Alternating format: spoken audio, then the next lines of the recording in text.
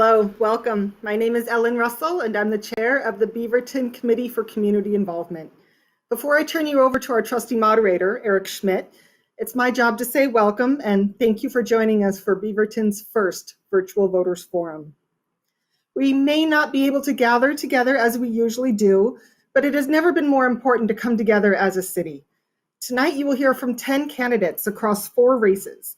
We're hoping that this will make it easier for you to fill out your ballot, but given the caliber of our candidates, that might be easier said than done. And during the last item of our forum, you'll hear about Measure 34298, whether to adopt a new city charter for Beaverton city government. We have the potential to change the very structure of our city government. Take a second to marvel at how much each vote matters right now. And now over to our moderator. I expect a robust debate. Eric, I trust you can accommodate. Ellen, thank you very much for your introduction. I appreciate it, and thank you for your leadership at the Beaverton Committee for Community Involvement. I appreciate that as well. Welcome, everyone, to the Beaverton Voters Forum for the 2020 May 19th Oregon primary election. As Ellen mentioned, tonight's forum is co-sponsored by BCCI, the Beaverton Committee for Community Involvement, and the City of Beaverton. BCCI is an advisory committee to the Beaverton City Council. In addition to the Voters Forum, BCCI sponsors educational activities that are designed to promote public participation in Beaverton city government. And since its inception, BCCI has been active in public involvement policies, especially land use issues. So as Ellen said, for the first time in the history of this Voters Forum, of this event, which goes back about 28 years now, our audience is virtual, and so are we. Questions were submitted by email, and due to time constraints, we're limited on how many questions we can ask. If you submitted a question and it is not asked tonight, we encourage you to contact the candidates after the forum. How do you do that, you ask? Well, you go to beavertonoregon.gov/votersforum. That's beavertonoregon.gov/votersforum. And you'll find the contact information for the candidates there. Send them an email, ask them a question, and hopefully they will respond. Ordinarily at our voters forums over the last 28 years or so, we've had 2 human beings keeping a stopwatch on the candidates as they answer the questions that we ask. But due to the unusual circumstances we face, we will be using a clock which will appear on the screen as the candidates speak. That clock will count the candidates down to 0. When we trust, they will stop speaking. If they don't, and due to our strict time constraints this evening, I will stop the candidates when the time is exhausted. So let us now get started. The introductions of the candidates I will read tonight were provided by the candidates. I'd like to introduce first off the 3 candidates for the Washington County Board of Commissioners, District 1. It is an open seat. Manuel Castaneda emigrated to Washington County in 1979 from Mexico with his family. After graduating from Forest Grove High School, he started his own business, Pro Landscape Incorporated. Since then, he has grown it into an environmentally conscious company with more than 40 family wage employees who receive full health care benefits and retirement security. With his background in construction, renewable energy, and wetland restoration, Manuel has the experience we need to tackle our affordable housing crisis, protect Washington County's livability, and protect our environment without sacrificing the economy. Nafisa Fai is a small business owner and public health expert dedicated to improving the health and strength of our region. A 22-year resident of Oregon, Nafisa was inspired by her experience as a refugee to create the Pan-African Festival. As a commissioner, Nafisa will prioritize tackling our affordable housing crisis, leveling the playing field so all working families can succeed, and working to create a Washington County that is prosperous and an inclusive place for everyone. Jeff Henley grew up in Beaverton. He's lived in Washington County for 35 years. He's worked in county government for over 20 years as a criminal justice administrator, and he sits on the Washington County Homeless Plan Advisory Committee and the Rural Roads Maintenance Advisory Committees, as well as a member of the Washington County Public Affairs Forum. Jeff lives with his wife, Tabitha, a registered nurse, and his two boys, as well as his brother-in-law, who struggles with homelessness and mental illness, as Jeff and his wife try to help him navigate a difficult and complex system. Jeff considers himself a fiscal conservative and struggles with government waste and the nonstop implementation of taxes and levies that come from local governments and Metro. And with those introductions behind us, let us now hear from each of the candidates. We are giving them a minute and a half, that's 90 seconds for an opening statement, and we will once again go in alphabetical order. We will start with Manuel Castaneda. Mr. Castaneda. Thank you very much for the opportunity again. It is a pleasure to be here with all of us in Washington County. I am running for Washington County Commissioner because I believe I can make a difference. Today, I have people working in central Washington, seeing the feasibility about raising 3 dams for that area so they can get more irrigation for the central Oregon area. At the same time, we have people installing stormwater systems in Manzanita and people working in Vancouver next to streams and doing some restoration work in that area. I mentioned a few of these projects that we have, including the one coming next week in the Dalles with a water treatment facility that they hire us to consult and to do the work for. Because these are important things for the county. These are all things that I do personally and I deal with every day. The same thing with affordable housing. Our company alone has built more than 5,000 units in the Portland area, metro area, in the last few years. And we're still doing a lot of work to make sure that people have a place to stay in nice and warm. Thank you. Thank you. Thank you very much. Nafisa Fai, you have 90 seconds for an opening statement, please.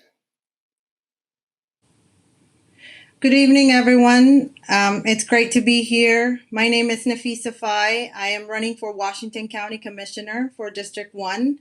That includes Aloha, Beaverton, Reedville, and Cooper Mountain. So if you're in that area, please vote for me.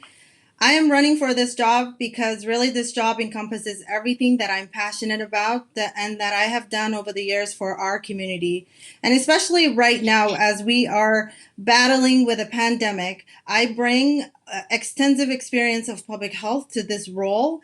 I've worked over a decade, nearly a decade, for the American Red Cross and a county health department and statewide public health and nonprofit organization, improving the health outcomes of our communities.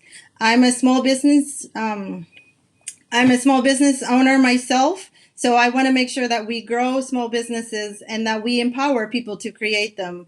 I want to make sure that we have policies that, to ensure our county is healthy, stronger, and more resilient. I currently represent our district on the Clean Water Services, and I also been appointed by our current commissioner, Dick Scouten, who's leaving this seat. I want to continue that progress. I'm asking for your support. Please vote for me, Nafisa Fai. Thank you, Ms. Fai. Mr. Henley, we're offering you a minute and a half for an opening statement. Well, I appreciate that. Yeah, it's good to be here. I love BCCI and what they do. I know they liaison a lot with county commissioners and the city of Beaverton to kind of improve communication and be involved with what's going on in the community, and I appreciate that. I worked in county government for 20 years, like I said, but when I first got into it, I basically kind of started working with kids and didn't really think of what I was doing was public service. After about 10 years, I kind of started to realize that's what I was doing. It kind of came natural, like working with kids. I'd volunteered a lot before that, volunteer basketball coach. I was a suicide hotline counselor when I was younger. And about 10 years into my government work, I got a leadership position. And I started kind of understanding that, to get some of the change that I wanted to see, even within my own department and the field I was working in, you kind of needed to get involved to a higher degree. My own brother-in-law, like I mentioned, was part of what got me in the Homeless Plan Advisory Committee. But elected service became the next logical step for me. I've been here most of my life. I care about what's happening here. I've got a lot of experience to bring to bear, and kind of a non-ideologically driven attitude about what we can do. I've been part of this community and citizen groups for a lot of years, and what they're telling me is that they want a little more connection to their county government, and at the minimum, I can bring that. And I'm looking forward to representing everybody of Washington County in the near future. Well, I hope you're all looking forward to the questions that we have that have been compiled by BCCI, and they are extensive and somewhat pointed. And we will start with the first one. Mr. Henley, we'll start with you for that. A minute answers, please, 60-second answers. And the question is, the Board of County Commissioners is also the public health authority in Washington County. Has Washington County acted firmly and quickly to address the COVID-19 pandemic? And what needs to be done to better prepare for additional and future health emergencies? Mr. Henley, 60 seconds. All right, 60 seconds. Yes, I believe they had. We had the first case back in February, as everybody well known. We now, unfortunately, have been passed up by Multnomah County, as well as of today, Marion County as well. I think Dr. Bauman and Ms. Kyle, who run HHS, and our public service director, from the standpoint of public health, have done a great job. The numbers look good. We flattened the curve.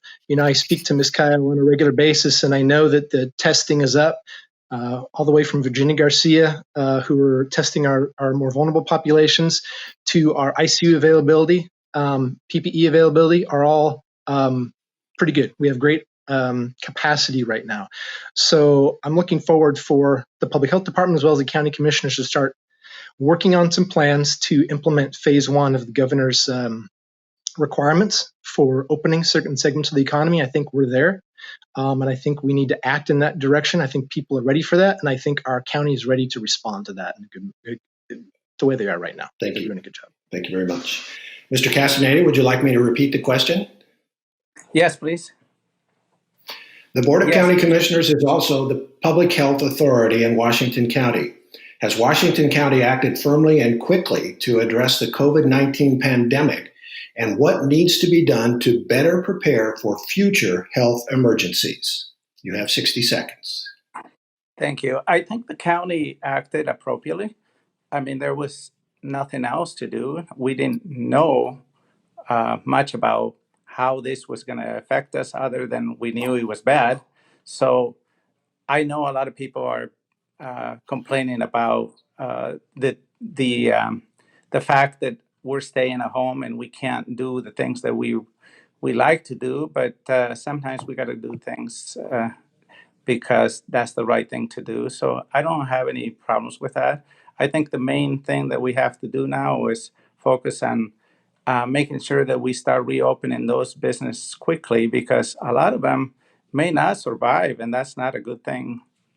I know that some companies have been doing okay during this time because they were deemed essential and they have work and they have income coming in, but a lot of people are not, and we need to be concerned about them.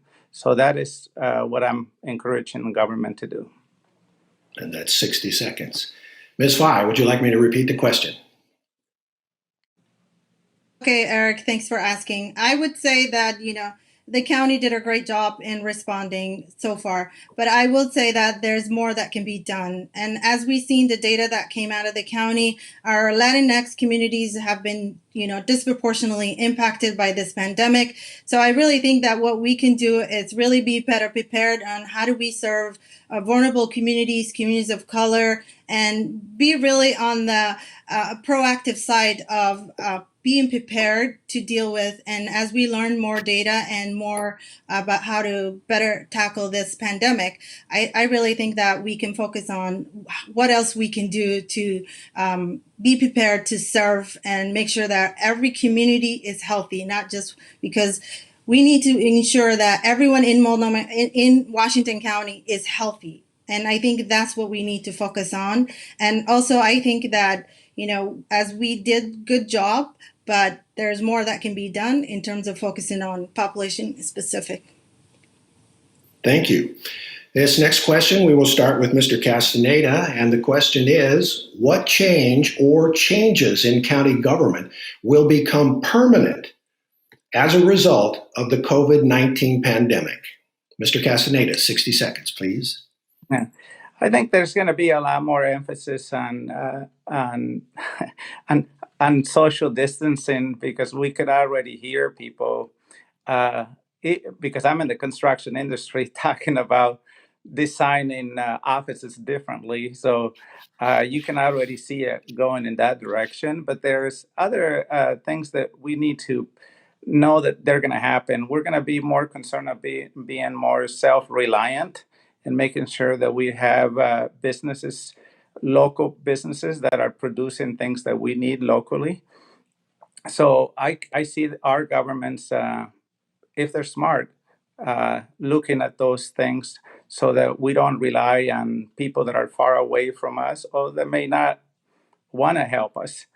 That is something that for sure is going to take place, because I can see many people angry because we didn't have some of the products available to us quickly. Thank you. Ms. Fye, would you like me to repeat the question? Okay. What change or changes in county government will become permanent as a result of the COVID-19 pandemic?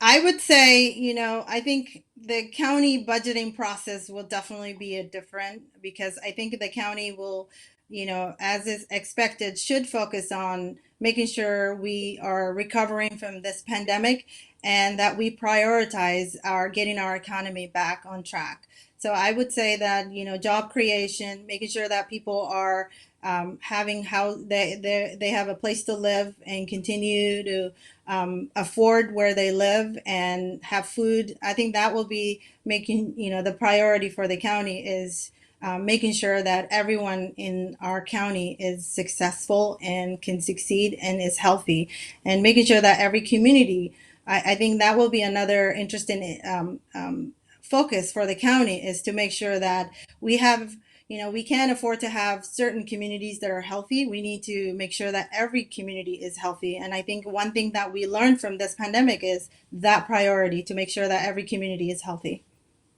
Thank you. Mr. Hendley. Yeah, I think a couple things are going to happen. I would agree that I think a lot of people were caught off guard by this. Most public health departments, the states around the country were caught off guard by this.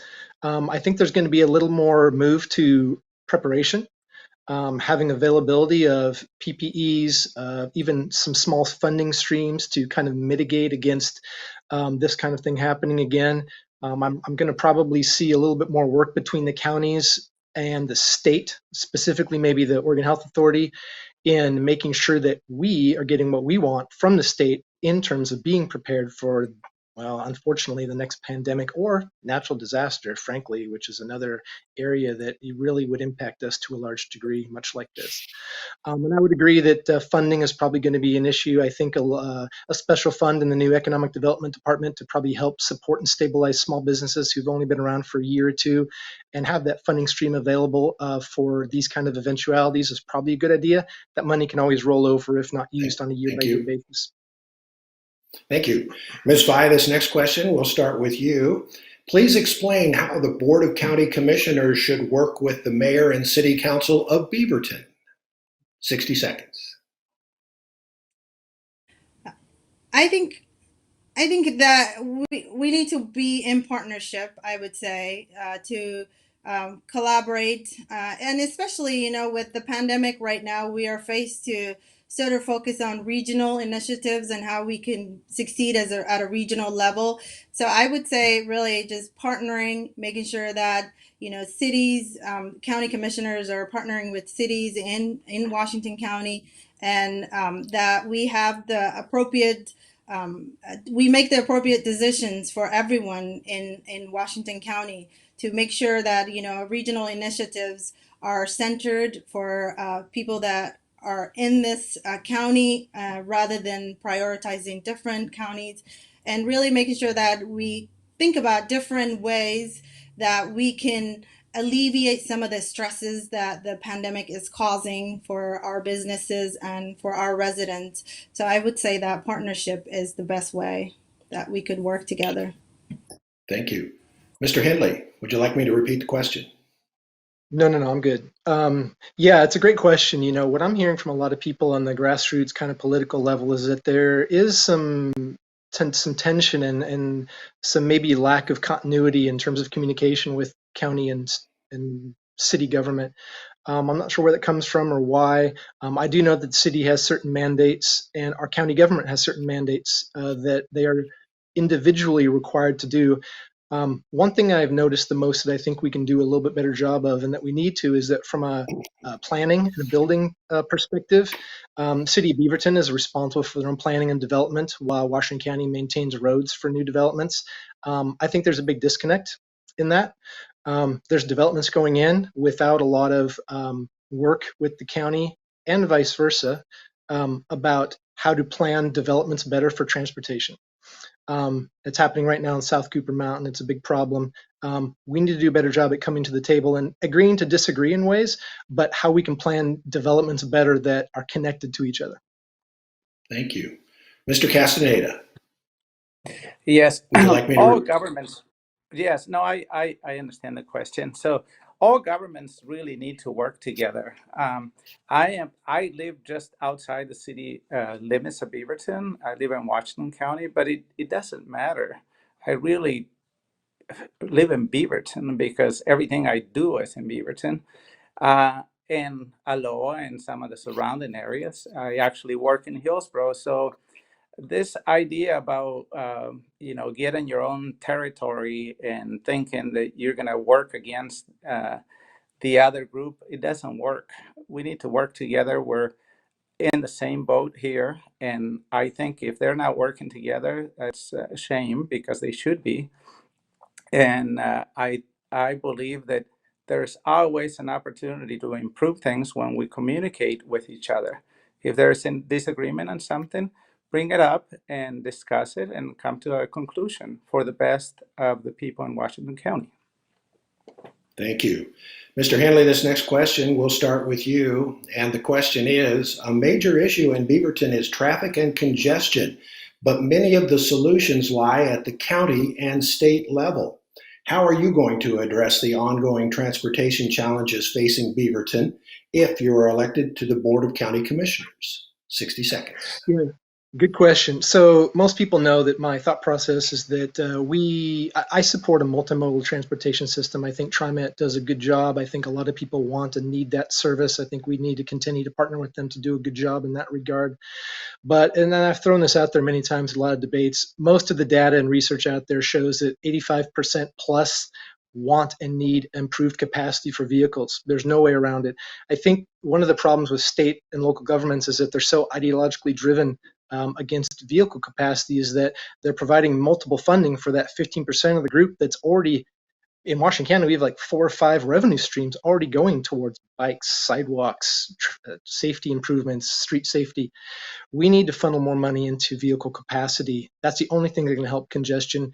Government's job is not force people into their way of transportation. People decide that, and government needs to be responsive to what people want and need in their community. And I've noticed that in this particular topic, government is not being responsible to that.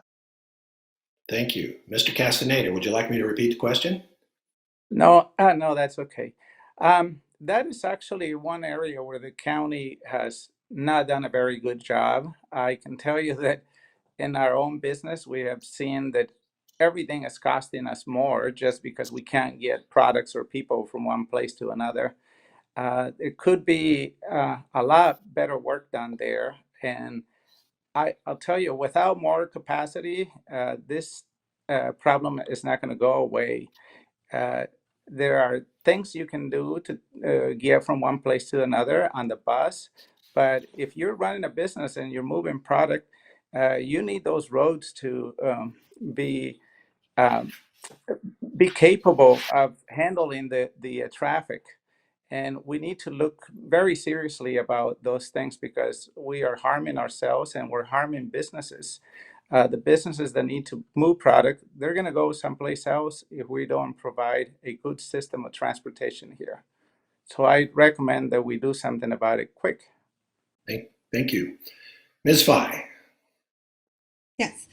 You know, I'm in creating transportation solutions. I'm a firm believer that we need to center the folks and people who can't afford personal vehicles and to get to where they want to go. And I'm you know, I really think that I'm a firm. Everybody knows this. I support the TriMet bond that's coming out, and this is really because it prioritizes making sure that people are able to get to where they want to go, and it also focuses on making sure that everybody can access transportation throughout the county, and making sure that everybody we have areas in Washington County that TriMet services doesn't extend to. And I want to make sure that those people have a way to get around as well. So I'm really thinking about how do we move everyone throughout Washington County. So that's my priority, is to really support that bond and Thank you. Understood. Thank you very much. It is that time of our voters forum when we ask the candidates to ask their opponents a question. So the candidate who asks the question has 30 seconds to ask that question. The candidate who has asked that question has a minute to answer. And Mr. Castaneda, you get to go first. Who are you going to ask the question of, and what is it? I'd like to ask Nafisa if she can explain to us or share with us a little bit more about her business. I see that she says that she's a business owner. I want to know, is she an independent contractor, or is she paying those TriMet taxes? She paying Washington County asset taxes? And is she getting hit with a CAT tax too? Or is it something else? I went to the website. I can't find much information about it, so I appreciate more information. 1 Yeah, minute that's a answer, good question. please. How many? 1 minute. 1 minute. Good question, Manuel, and I appreciate you asking that. I own a small business focused on local consulting business, so providing professional consulting services to both private and public and nonprofit organizations. And I don't. I'm not a big company. I don't have employees working for me, but I do contract and work with other consultants. So that's how I do my business. It's really, as you could, like the Uber model is where I borrowed that idea, really how I function, having other contractors. So I'm really just an Uber model business run. So I have contractors that I work with, and we apply contracts, and that's how we do our businesses. And I've had this business for a while, and I'm very proud of the work that we've done for private and public sectors and nonprofits. So that's my business. It's focused on fund development too, and fundraising and grant writing. Thank you. Ms. Fay, it's now your turn to ask one of your opponents a question. You have 30 seconds to ask that question. Okay. I want to ask both. I would say, I'm excited to bring my public health and small business owner expertise to this role and to this job. What expertise do you guys look forward to bringing to this job as we face the pandemic and the county will recover and tries to recover, and it's going to be a long journey. So what expertise do you guys bring? We'll give you each 30 seconds. We'll start with you, Mr. Castaneda. Oh, thank you. Well, I have been involved in healthcare through Tuality Hospital. I was on their board. I'm also a donor there, so I care much about those issues related to health. And I'm very hopeful, and I'm pretty sure that this coronavirus is going to be gone after a while. Hopefully, by the time one of us gets to office, that's going to be an issue, but not much of an issue. The main issue is going to be getting our economy back and going, and making sure that the companies, the small businesses like my business, that are taking the burden, the tax load, that we have Thank an you. opportunity to Thank recover. you. Mr. Henley. Yeah, and if you said it's a good question, I guess my expertise that would separate me from both of you a little bit is my experience in county government, which I think really counts for a lot. understanding the budget process, how things work, where we can save, where we need to spend, frankly. Obviously, you know that we have subject matter experts that are department heads as well as in public health, and the job of the county commissioners is to listen to their experts and make good policy decisions. And since I'm not ideologically driven or politically motivated so much, I think I can do that in a clear and open way a little bit better. We now are at the point where we are having closing statements. If you choose not to make one, that's okay. But if you do, you have 1 minute to do it. We will start with Mr. Hindley. And I appreciate being here. I respect both my opponents. I do. I like them both. I wish I liked them less. It might be a little bit easier to do this process, but I think they're great people. I think I bring a little bit of experience in county government that they don't have. I think they'll both make good public servants someday, but I think right now we need some experience. And I think we need somebody who isn't so much connected to the current commissioners as well as political action groups. I kind of have my own thoughts, my own experiences, my own public policy knowledge that I can bring to the table in a way that's fairly confident and well informed.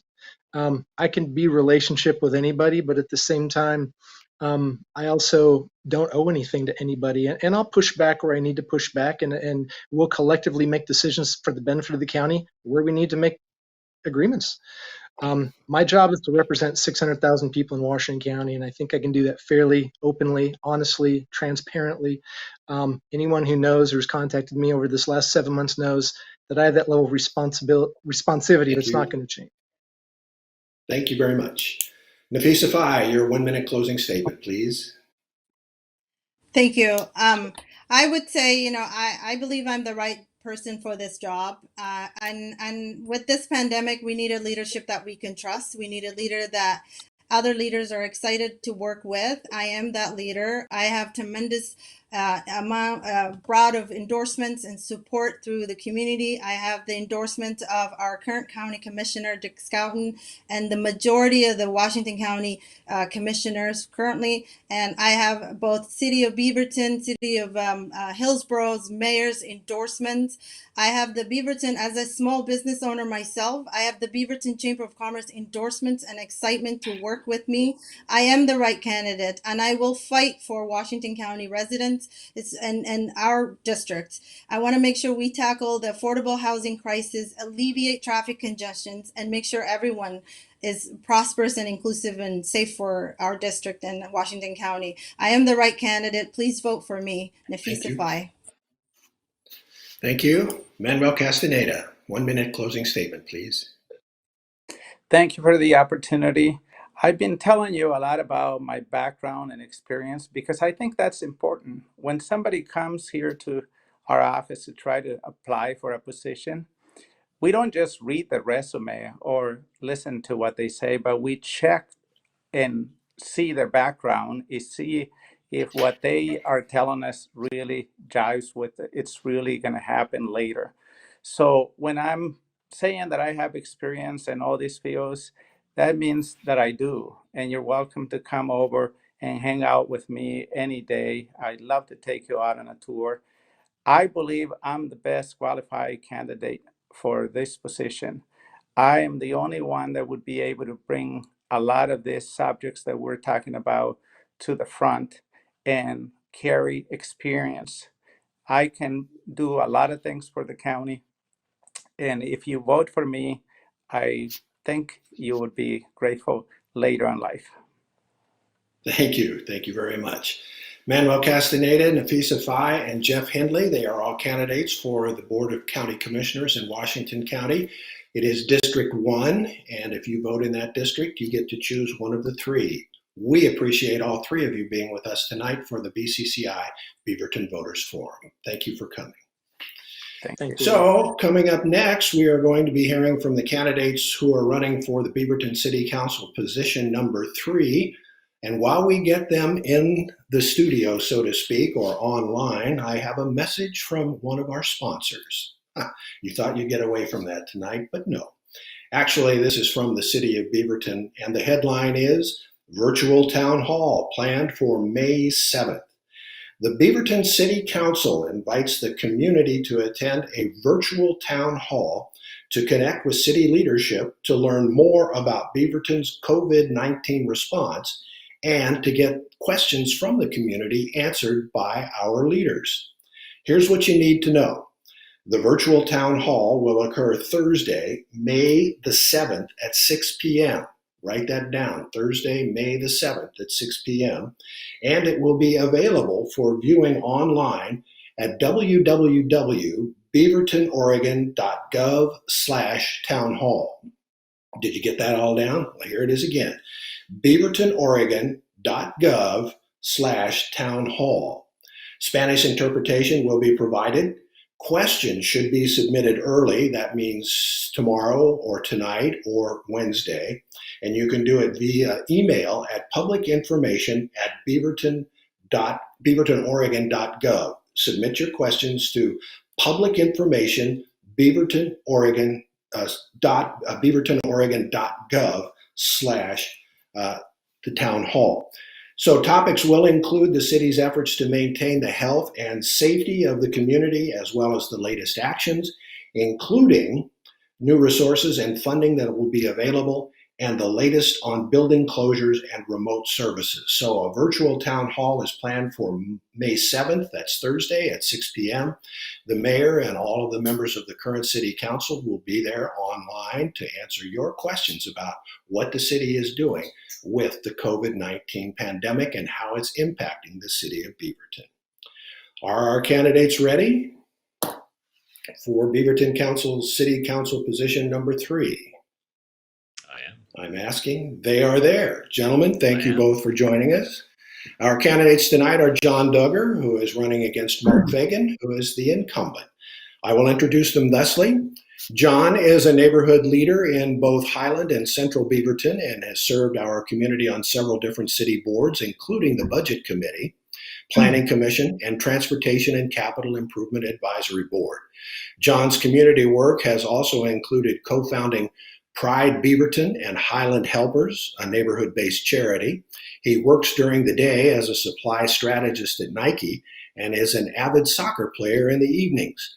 John is married to Quinn Simpson, and they have 2 rescue pets, a cat named Kiro and a Great Pyrenees dog named Odin.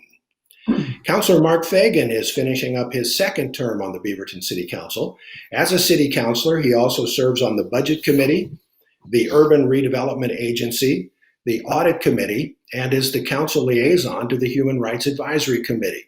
Additionally, he represents Beaverton as the current chair of the Regional Water Providers Consortium and serves on the Joint Water Commission Board. He and his wife Shelley have 4 grown children and 1 grandson. They own and operate Gaston Sales, a Beaverton-based sales representative company servicing the semiconductor manufacturing industry. Gentlemen, I appreciate you both being with us tonight. I wish we could be in person, but it is what it is. So let us start with our 1 minute and 30-second opening statements. Mr. Duggar, you get to go first. Thank you. Thanks to the city, BCCI, the Tualatin Valley Community TV, and various others for putting this on. Hi, Beaverton. As Eric mentioned, I'm John. I'm a husband to a great guy, Quinn. I'm a dad to a rescue Great Pyrenees dog, Odin, and a cute tuxedo cat named Kiro. I'm a supplier strategist at Nike. I've served our community on several different boards, including the Beaverton Budget Committee, the Transportation and Capital Advisory Board. I've been a past alternate on the Planning Commission. I've led 2 neighborhoods, Central Beaverton and Highland, including in 2018 when Highland was voted the 2nd best neighborhood in the country. And I'm a co-founder of Pride Beaverton and our neighborhood charity, Highland Helpers. My campaign is based on a simple premise: reconnect the work of the City Council with the priorities of Beaverton residents. I think this has been largely lacking lately, and I want to change that. I've been endorsed by a huge amount of local elected officials and organizations that you trust, including members of the Beaverton City Council. I'm out of time.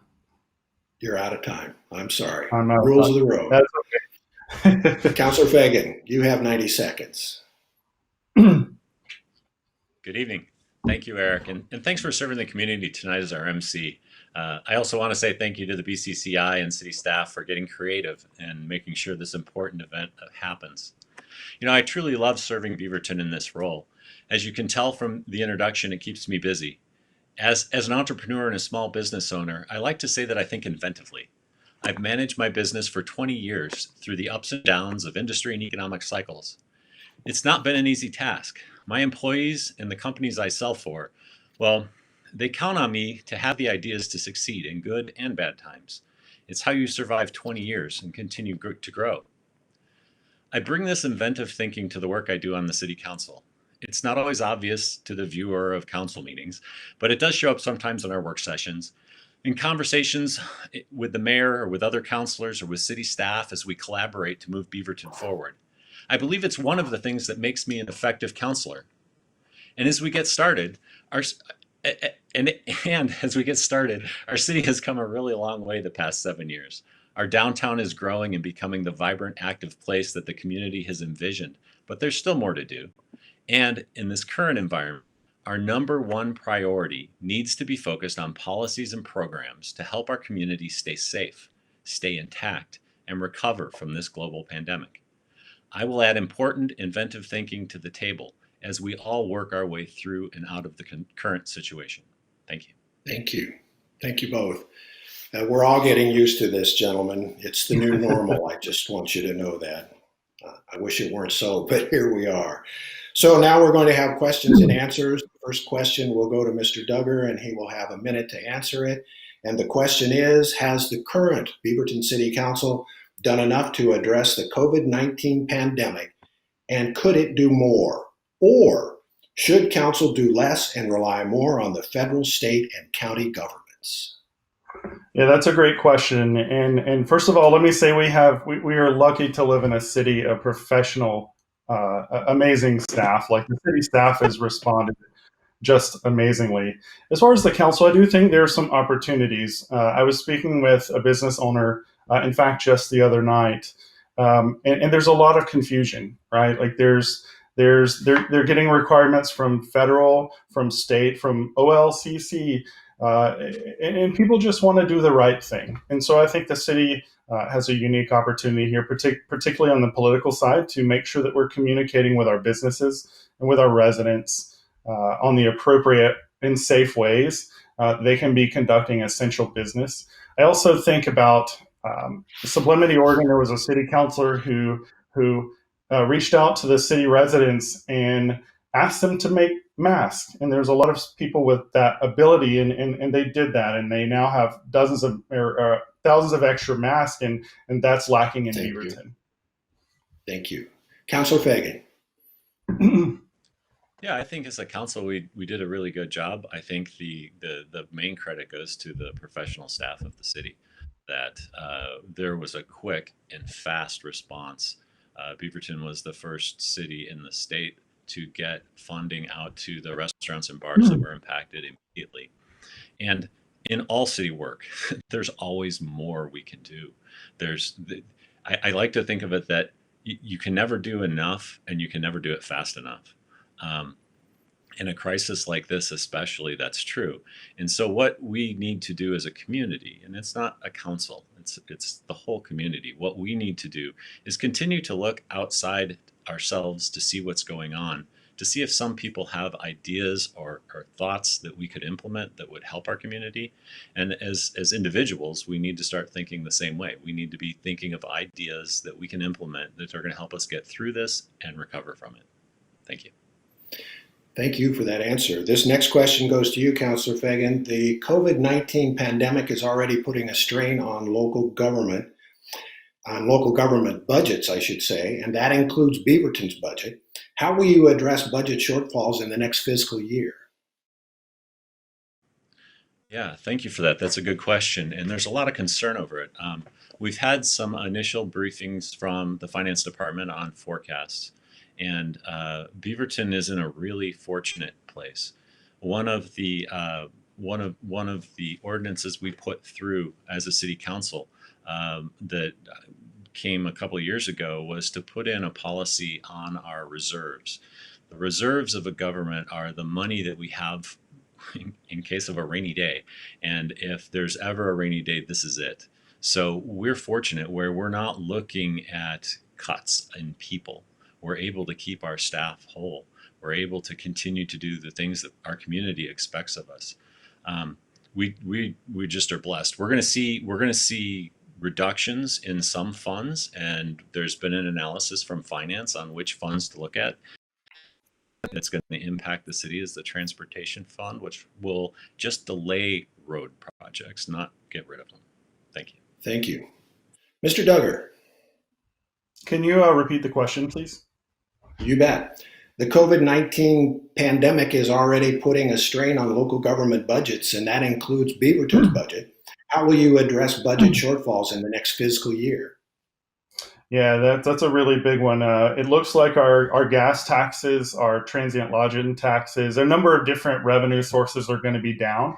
I can tell you from my work on the Beaverton Budget Committee that my standards are also going up. And what I mean by that is we have bond measures, we have your water bill just went up significantly. There's another 17% increase they're asking for. And I've asked as a member of the budget committee, holistically, how do all of these things add up to the average Beaverton resident? I was the only person that asked that. I'm like, we cannot be asking so much of our residents when they're facing increasing housing costs, job losses, unprecedented. Like we've got to be really careful of our ask of the Beaverton residents, and we also have to prioritize our funding to only the most essential capital improvements, keeping our staff employed, that sort of thing. Thank you. Appreciate it. The next question will go to you, Mr. Duggar, and it is, do you support the proposed charter change? And if you do, why? If not, why not? And you have a whole 60 seconds to answer that. Absolutely not. I find there are parts of it I think that are perfectly good and well-intentioned. I think we absolutely should not have gendered language describing our mayor. That's silly. That's a relic of a past. But the charter change, the public input process has been absolutely atrocious. There was 11 people that showed up to the two public forums to give input. 11 out of 100,000 people in Beaverton. This is foundational to our government. And another point, of those 11 people, 10 of them asked the city council to slow this down, to give people an opportunity to provide genuine community input to, I'll give you an example. Like I was speaking with neighbors the other day, and they were like, why can't we have things like campaign finance in our charter? I was like, that's a really great question. And I would have loved to have seen a process that included the city residents in those decisions. I appreciate that. Thank you. Counselor Fagan, the question goes to you. Do you support the city charter or not? Of course I do. Yeah, this has been a solid amount of work from the beginning of September all the way through February when we referred this to the voters. There are specific, and first, there's no way I can answer this in a minute, so I'll try and hit the highlights. But there are certain things that we ask our governments to do for us. And one of them is the wonky work of understanding and reading our charter and making sure that when we see issues, we address them. The City Council saw a number of issues with our existing charter, and we worked hard and collaboratively to make sure that we put forward a charter to let the Beaverton voters decide, because we can't change the charter. We can only make a recommendation. And we're making a recommendation on a charter that we think is excellent. I'm really the conversation at the end of this meeting. But John brings up a point that the council can't put together a public information campaign. We don't have the authority. Appreciate that. I wish we had more time too. It is an interesting topic. Now's the time when each of you get. Yeah, we'll have a good discussion then, I'm sure. We're going to allow each of you to ask your opponent a question. And Mr. Duggar, we'll start with you. You get to ask Councilor Fagan a question. You have 30 seconds to do it. And then Councilor Fagan has a minute to answer that question. Sure. Thank you. Beavertonians long described their top priorities as housing costs, homelessness, traffic congestion. We also have the largest population of transitionally homeless students in Oregon. Could you let us know why the City Council has insisted on focusing on issues that many Beaverton residents don't prioritize, such as the city charter change that spanned, as you just mentioned, 6 to maybe 9 months of work and didn't involve any significant residential input, and why we should trust the same leaders to focus on our priorities going forward. Thank you. Okay. Councilor So, as I understand the question, it's why would we actually work on a charter when there are other issues to work on? And I would say that we've been doing a lot on every single one of those other topics. In homeless, we just finished our first year of safe parking, and that's a program that has been successful, and we're looking to expand. It gives people that are homeless and have vehicle the access to stay somewhere safe and to connect with resources. Last year, we budgeted, as you will know, money so that our bicycle officers, when they encounter people on the streets that are in trouble, they have funds that they can get someone into a hotel for a couple of nights to be safe, and they help them connect with resources. In transportation, we're always working with our partners at the county and at Metro and the state to make sure that we're funding things as best we can to move us forward. So I would say that we can do more than one thing at a time, and we're getting a lot. Thank you. Your turn now, Councilor Fagan, to ask Mr. Duggar a question. 30 seconds, please. Thank you. You know, John, I want to start by thanking you for your service to our community at the NAC level and at the boards and commission level. Our community thrives because of hundreds of people like you that serve our community. And I know you took a lot of time and some serious thought and discussions in deciding to run for office. And none of us could have planned on running during a global pandemic. So my question is, with all the craziness in running a campaign this year, what have you enjoyed about running for office? That's a really good question, Mark. I've enjoyed getting to know a lot of elected people, yourself included, although we've known each other on the budget committee. I've known, I've gotten to know that government is harder than a lot of people realize.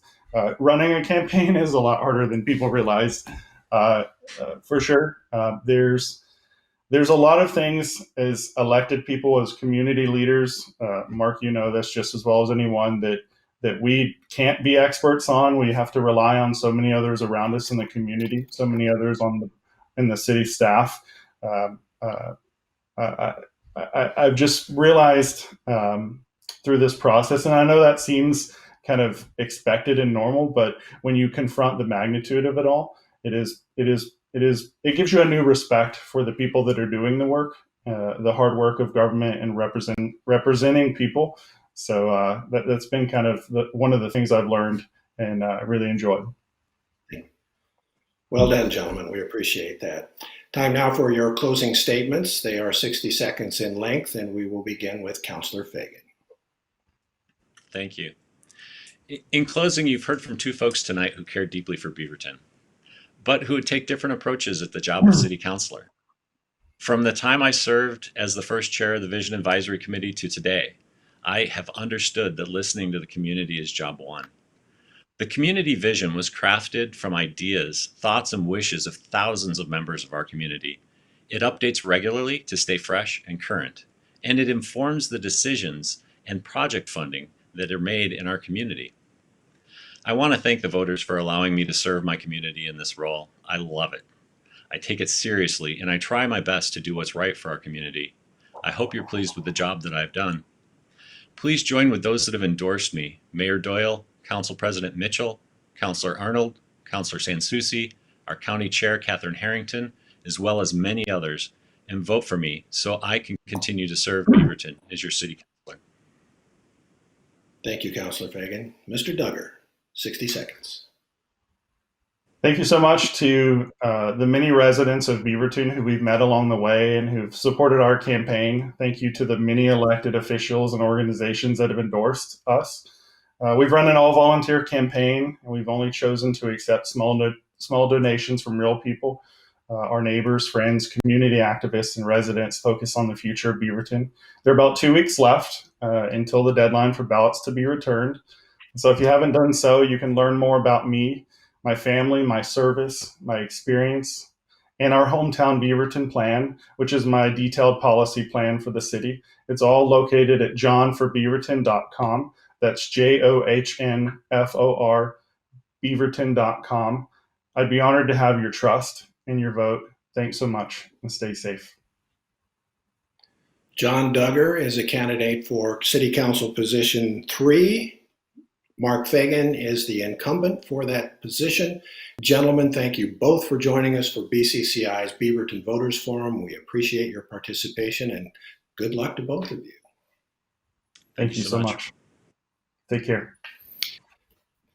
And now we're going to take a brief break so that we can get the next race up, and that is the race for Beaverton City Council position number 4. There are 2 candidates running in that particular race. They are Kate Christensen and Allison Tivnon. Both of them are first time or running for an open seat, I should say. Councillor Kate Arnold has held that position for a number of years, but she chose not to seek re-election to City Council and is instead running for mayor, and we'll hear from her a little later in this broadcast. But until we can get the 2 candidates lined up, I'd like to tell you about the Emergency Business Assistance Program. Round 2 of the Emergency Business Assistance Program started accepting applications from eligible small businesses on Monday, May the 4th at 8 a.m. That was today. And they had to close down at 5 p.m. because it was the end of business. But the good news is that they will be open again tomorrow at 8 a.m. and they will go through 5 p.m. And they will also do the same thing on Wednesday, opening at 8 a.m. and going through 5 p.m. Eligible businesses can receive up to $2,500, that's $2,500 in commercial rent assistance. And this is all part of the Emergency Business Assistance Program.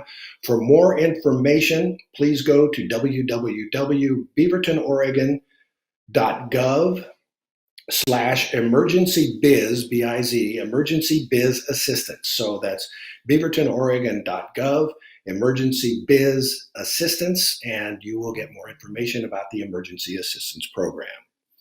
Okay, now we are ready to go with City Council race, position number 4. We will hear from the candidates, and they are, in alphabetical order, Kate Christensen, and her bio says she is your neighbor in Beaverton. In the last 15 years, Kate has served as PTA president, Cub Scout master, Beaverton School District volunteer, attended the Beaverton Police Citizens Academy, and more. Now, Kate is focused on making the city of Beaverton more inclusive and welcoming for all residents. And to that end, Kate founded the Beaverton Pride Parade and the LGBTQA Pride Celebration, Pride in the Park, and actively works to address the homeless youth population in Beaverton. Kate is a mother to 3 teenagers, 2 dogs, and lives in the Sexton Mountain neighborhood. Allison Tivnon serves as a partner at Eco Northwest, an economic research and policy consulting firm. For over a decade, Allison has dedicated her professional career to the world of city planning, partnering with cities, counties, regional governments, and departments of transportation. Her work has given her great insight into the mechanics of how cities within Oregon are governed. She has gained a solid understanding of city planning requirements, tools, and approaches, including comprehensive planning, transportation system planning, economic development, urban renewal, and urban growth boundary expansion. Allison is currently a commissioner and is the past 2019 chair for the Beaverton Arts Commission. She is also a member of the State of Oregon's Complete Counts Committee for the 2020 census. Ladies, thank you very much for joining us tonight for the Beaverton Voters Forum. We will begin with your opening statements, which are a minute and a half, 90 seconds in length. And Ms. Christensen, we will start with you. Excellent, thank you. My name is Kate Christensen. I'm the mother to 3 teenagers in the Beaverton School District, and I'm running because 2,500 of their peers are homeless or transitionally homeless. I'm running because you know my volunteerism. I've been your PTA president, the Cub Scout Cub Master for PAC 673. I've been with the Police Activities League and a graduate of the Beaverton Citizens Academy. I'm running because since we met last, I founded Pride in Beaverton. In 2018, we had our very first Pride and had about 1,200 people. In 2019, with our first Pride Parade, we had 10,000 friends. It's an amazing opportunity. And even though we're going to have to push out a little bit this year, we've booked dates for the next 5 years in a row. For businesses, as we grow, this means tourism dollars and destination spending. For the gay community, it provides hope and celebration for a community that's really been marginalized historically. I'm running because this is my community. I'm running because most of the children that are homeless in our state and city are are LGBTQA, and those are kids that are more apt to hurt themselves, to kill themselves, and to be abandoned. And that's just not good enough. I'm running because I want to make Beaverton better for everybody. Thank you. Ms. Tivnon, 90 seconds, a minute and a half. Thank you. I'm here today as a candidate for the Beaverton City Council. I decided to run because I believe my skill set and experience will be of value as we continue to address critical issues related to housing, transportation, community inclusion, climate action, and now economic recovery. As part of my campaign, I have engaged with members of the council, community partners, and city volunteers. I've read every planning document that the city is using to guide decision making, and I've closely reviewed past city budgets as well as the one that is now taking shape. I have done all this so that if I am elected, I come in day one with a foundation of knowledge to start building upon. In my professional life, I've been immersed in conversations revolving around the economic impacts of the pandemic. Like cities all across Oregon and the country, Beaverton is grappling with emerging data that suggests the economic recovery is going to be long-term. It will require careful use of resources and extremely close collaboration with community partners. Navigating these turbulent times in a way that protects and supports our residents and businesses while continuing to make progress on our ongoing planning efforts will be a test for this council and for city staff. We have a lot of good work and hard work ahead of us, and I would really like to play a part in that. Thank you very much, ladies. Time now for questions and answers. And based on what happened in the last one with the City Council race position 3, I'd like to start with the elephant in the room. And Ms. Christensen, we'll start with you. And the question is, do you support the proposed charter change? And if you do, why? If not, why not?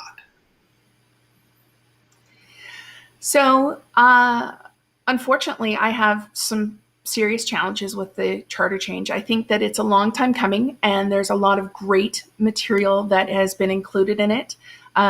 When it was discussed by the last candidate, it was said that 11 people were there for a couple of meetings to discuss it, and with the public involved, and I was one of them. I don't think enough people have been asked what their thoughts are. Most of the people that I've encountered don't understand that we have a strong mayor system and that we're proposing to change that currently. I think it's a good idea in totality, and the gender language is an update is a great idea, but I don't think that this term is when this should be pushed through. I think that we need to wait to another election cycle, certainly not one where we're electing a mayor, and see it through later with more input. Thank you. Ms. Tivnon. Thank you. I've been asked this question a lot over the last several months. And ever since about September, I was going to the city council meetings and watching as the conversations unfolded. I know why they decided to have this conversation now. I understand it. I also understand the reservations that people have over it. I've been asked over and over, do I support it or not? And I don't think I can fairly answer that question. Now that this is in the hands of the voters, a decision is going to be made, and we will come out with one form of government or the other. And as a city councilor, if I'm elected, I would be coming into that situation wanting to embrace whatever the system is that's decided upon. So I have chosen to keep an open mind, and we'll just listen very carefully to how this vote turns out, and we'll go forward with however it shakes out. Thank you. We will start the answers with you on this one, Ms. Tivnon, and it's the other elephant in the room, I guess. Has the current City Council done enough to address the COVID-19 pandemic, and could it do more? Or should Council do less and rely more on the federal, state, and county governments? You have a minute. Well, the firm that I work at has been studying the effects of the shutdown from day one, and I was really impressed watching the city of Beaverton, the economic development staff, the Chamber of Commerce out here, the Downtown Beaverton Association all come together. They didn't waste a moment at trying to figure out how to help our small businesses. And as Mark Fagan had said earlier, was the first city in the entire state to create a grant program to try and help small business. They've been working pretty tirelessly behind the scenes and at the city council meetings, and I'm very happy at the note of urgency that's in people's voices, and am also very hopeful that with the emerging conversations that are happening elsewhere, that we're going to continue to be sharing really good ideas at how we're going to support our community and our businesses through this. Ms. Christensen. Will you repeat the question for me, please? You bet. We're talking COVID. Has the current city council done enough to address the COVID-19 pandemic, and could it do more? Or should council do less and rely more on the federal, state, and county governments?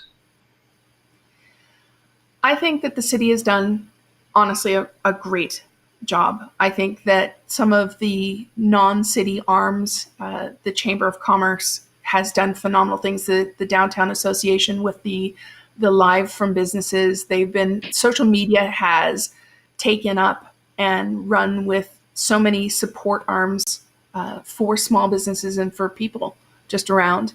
There is never enough that can be done by the government as far as help and aid and that sort of thing, especially now.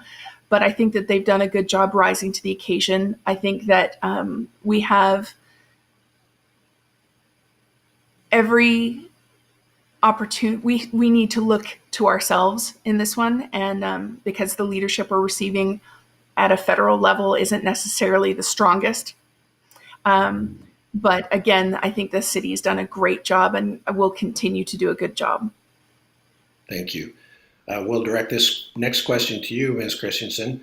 What should Beaverton city government be doing now to address homelessness and housing insecurity in Beaverton? What should the city council be doing? This is a big one for me. Because again, my passion is for the homeless children, which becomes homeless families and homeless people in Beaverton. We have the largest number of homeless children in the state in our little city. And I think that the city council is doing good work working with Metro and the home share program. I think that there are programs out there that can be worked with more inclusively. The second home, the family promise, the city partnerships that go into those things to make them more viable is really important. I think the city has started some great programs and some great things as far as the safe parking. I've referred a couple of people down there, and through the gay community, you see the need for more inclusive housing. And I think that that's where the city council needs to step up and sort of say, hey, these are the programs available, and these are the programs that we. Thank you. Thank you. Ms. Tibnon, would you like me to repeat the question? No, I can answer it, well, from my standpoint. So every city, virtually every single city in the entire state is grappling with some form of affordable housing and critical need for family wage and below family wage housing. Homelessness factors into that, but is also the deeper issue into helping people with mental illness and with addiction, as well as extreme economic instability, which is probably only going to get to be a tougher issue as we see so much unemployment in our state. One of the issues that we have is we simply do not have enough housing. We don't have enough homes for people to live in, whether it be in Beaverton or virtually any other city that we have. The amount of housing stock that we have on hand just isn't adequate. So we need to build more. Thank you for that, and I apologize in advance that we didn't get to more questions from the folks who sent them in, but I'm hopeful that a lot of people will send questions to you via email, and you'll have the opportunity then to answer them. We do now have time, however, for you to ask each other a question, and Ms. Christensen, we will go first. You can ask a 30-second question to Ms. Tivnon, and then she will have a minute to answer. So please, go ahead. I listened to Mark Fagan's question this last round, and I really enjoyed it. This is not my first run, and I have learned a lot. I wonder what you have learned and what you have seen in the city, and how your perspective has changed since we started this craziness. I haven't been able to knock on doors. I assume you haven't either, within reason. And it's sort of a funny anonymous thing. How's it going for you? Well, thank you for asking that. And it has been a really wonderful journey to campaign. And I had to have that just that moment of like, am I willing to lose? Because that's kind of scary. And I had to come to terms with the fact that I might have the sad party at the end of this whole thing. And I'm okay with that because I get to say I tried and I gave it my best. So that has been a journey in and of itself. Is just putting yourself out there and asking a lot of questions and getting to know so many different people. It's been really rewarding, and I've made some friends along the way that I'm very grateful for. I will continue to play whatever role I can in this city, volunteering on boards and commissions, just enjoying being here. But getting to know people along the way has been the most rewarding part of all of this, and seeing how many people really care about our community. So thank you for the question.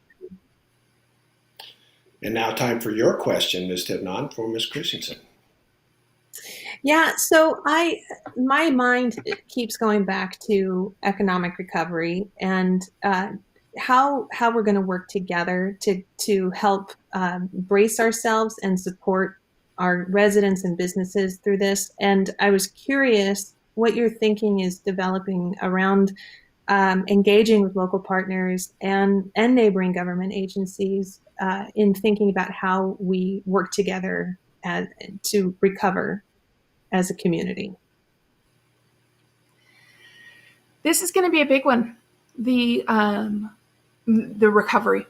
It's been brutal for the small businesses around. For sure. One of the things that I am lucky to have is the endorsement of a couple of members of the THPRD board and a couple of other organizations around that really have communicated with me why they're hoping to have a better relationship with Beaverton. And I think that now more than ever, the relationships with each other has so much less to do with what the politics are, but how are we all going to survive? How is your neighbor? How is the strength among us going to pull us through? And so we are only as strong as our weakest link at any given point in time. And so whether it's making sure that there's enough PPE for people, making sure that we're highlighting and recovering businesses as quickly and as efficiently as possible, and also the patience to know that this is going to take a little while. Well, a long while. Thank you. Well, it's time now for the closing statements of each candidate, and they get 1 minute for that closing statement. We will begin with Ms. Tivnon. Your closing statement, please. Thank you. Okay, so over the course of my campaign, I've read and I've reread the Community Vision Plan. It's a document that puts on paper our dream city. It's a city that welcomes all, and that is full of opportunity, that makes space for everyone in city government, and where residents of all ages and incomes have the ability to thrive. The profound part of this is that it isn't just a dream. Past leaders and volunteers made this document a roadmap, and it's one that can be revisited and updated with new voices and perspectives. We've used it as our guiding light, and I believe in what it says, and I'm inspired by it. Our journey through the economic recovery has only just begun. Working together, we can get through this. And working together is exactly how we achieve the important goals set forth in our community vision. A Beaverton that is prosperous, safe, inclusive, affordable, and an inspiration to other cities throughout the state. On the City Council, I would champion this shared vision. I've received the endorsements of all the city Thank you. councilors who chose to endorse in this Thank you. race, and I'd be honored for your Thank you. vote. Thank you. Ms. Christensen, you get a minute. It's tough to sum up your life in 1 minute. I understand. I am here again asking for your vote.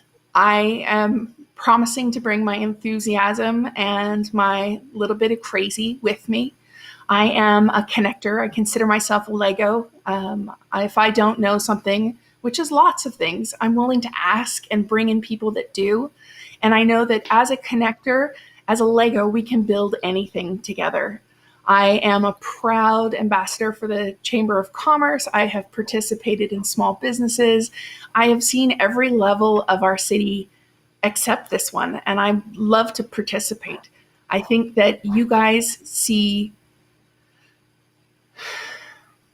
a lot of people talking in front of you, and I can't say anything bad about Allison. I think she's wonderful too, but I'd like your vote, and I think that no matter who you end up with, you'll do well, Beaverton.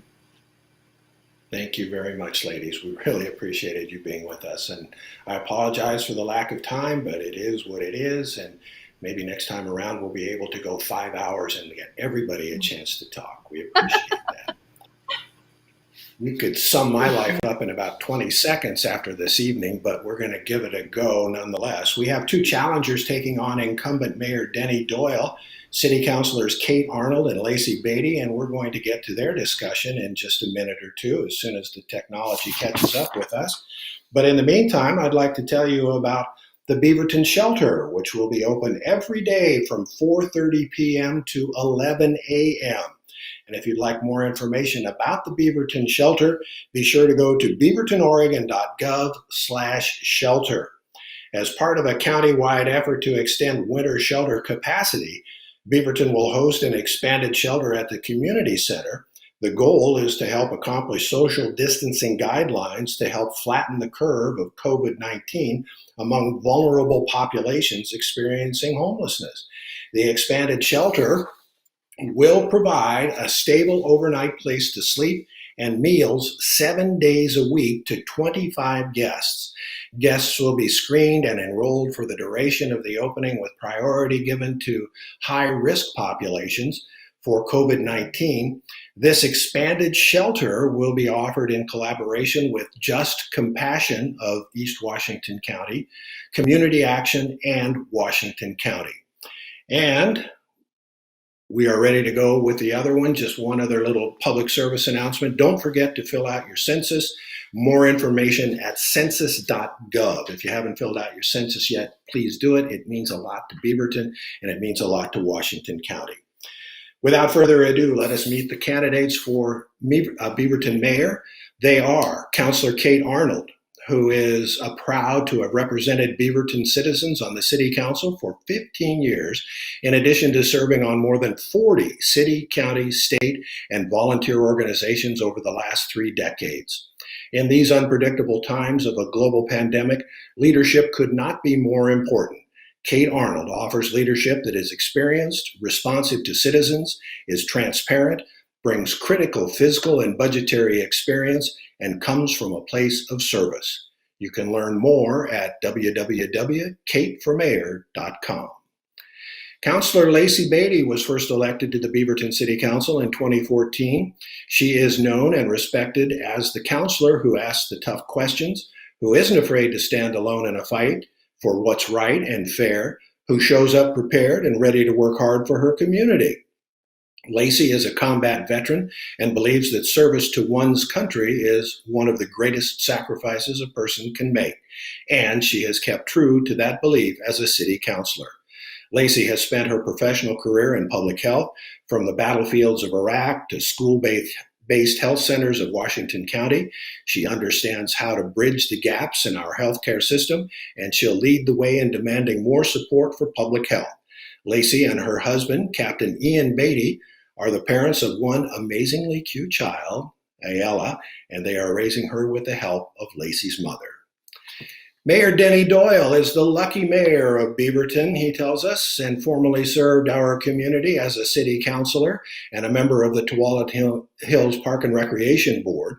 Under his leadership, the city has seen tremendous progress in many key areas, including adding new affordable housing and social services, engaging and highlighting our diverse communities, supporting our local small businesses, and growing our arts and cultural opportunities. A former small business owner and youth soccer coach, Mayor Doyle and his wife Ann have lived in Beaverton for 30 plus years. He has 2 children and 4 grandchildren. And ladies and gentlemen, thank you for being here tonight. BCCI is very proud to have you with us, and we appreciate the opportunity to be able to get your views on several important subjects. We will begin with the opening statements. They are 1.5 minutes apiece, 90 seconds, and we'll go in alphabetical order since we didn't have a chance to flip a coin. Councilor Arnold, you get to go first. Okay. Hi, I'm Kate Arnold. I started my trajectory with our Beaverton City in 1995 on the Beaverton Committee for Community Involvement. In the next 10 years, I learned a lot, not only about what our city does, but what our surrounding jurisdictions do and how we all come together to get different things done.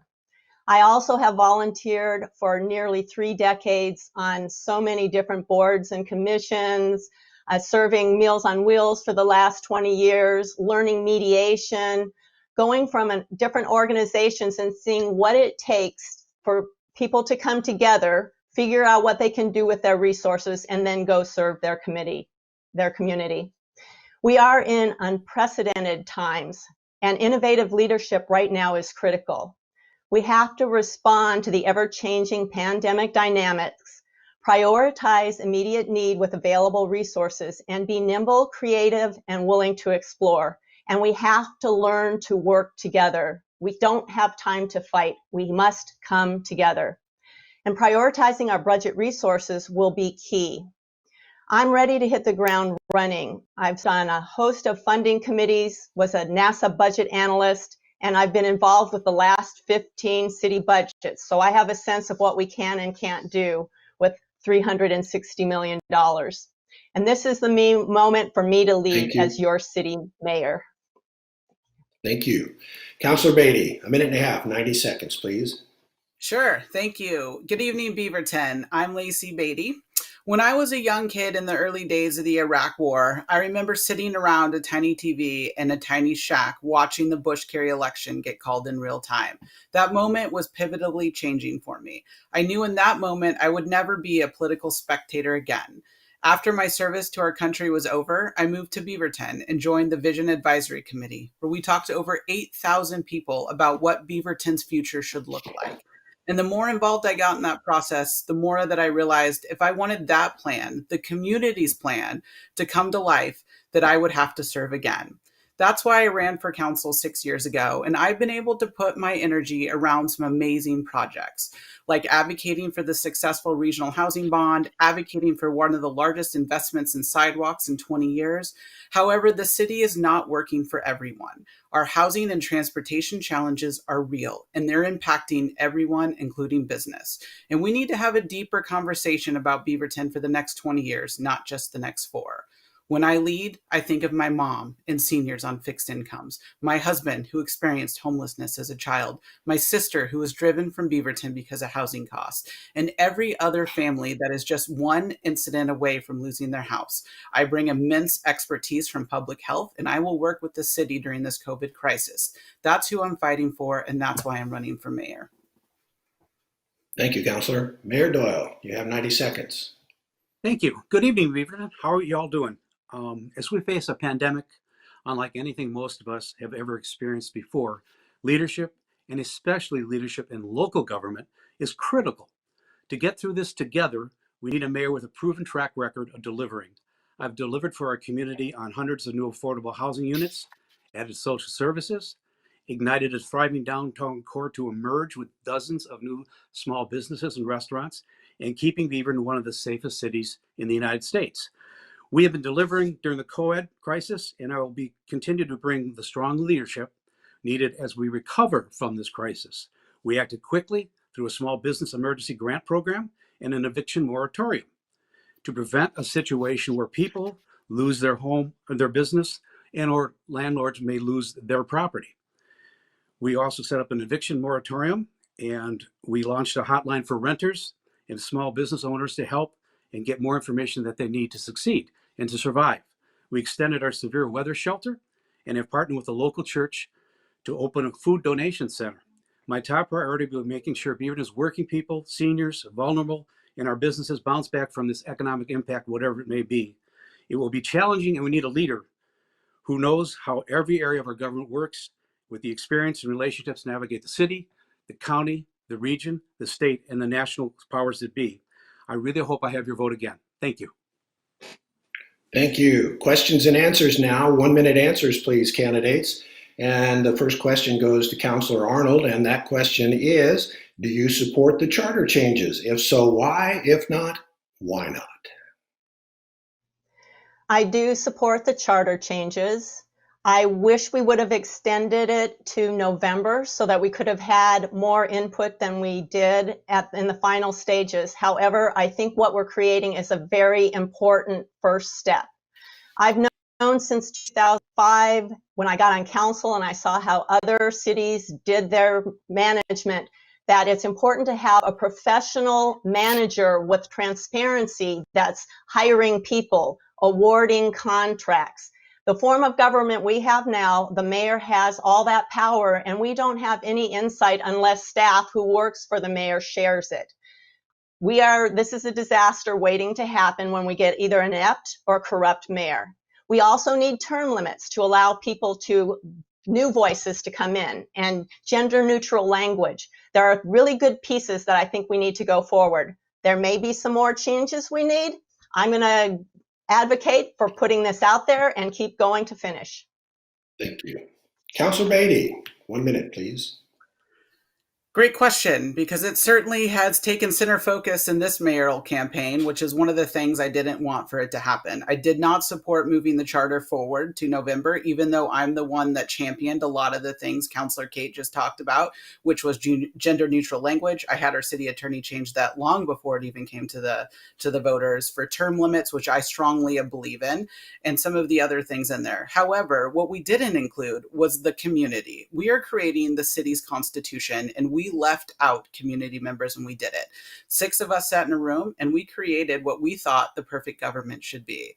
But we, the people, should demand better from our elected officials, and you should have had a seat at the table. We will likely have a chance to do this again because we did not have a transparent process. When we do, I hope that we can all agree to have community members at the table. Thank you, Councillor Beatty. Mayor Doyle, 1 minute, please. Thank you. Our city government really does work well, and through our work, partnerships, and relationships, we've accomplished a lot for our residents and for our businesses. Pieces of the proposal, like you've just heard, like no longer using gender exclusive references, are really important and long overdue, as are many of the detailed changes.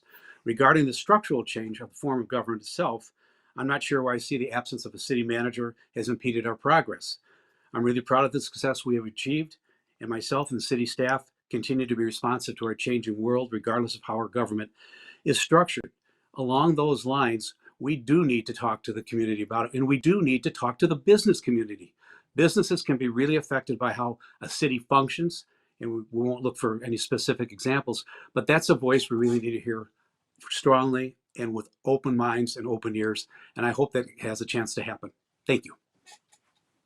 Thank you. The next question goes to Councillor Beatty, and it comes from one of our neighborhood groups. I won't mention them for fear of reprisal. However, it is a legitimate question, and that is, what is the ideal salary for Beaverton's mayor?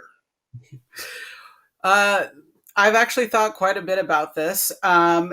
It's hard to tell, right? Are we talking about the salary of the strong mayor, or are we talking about the salary of the other mayor? I think either way, it is a full-time position, and people that run for mayor have extensive backgrounds. Anyone that has a background I heard a lot in the argument that, well, maybe a high school student will run and win. But I mean, the reality is that's not going to happen. You need to have a good person. I think the mayor's salary should be set somewhere between $135,000 and $170,000.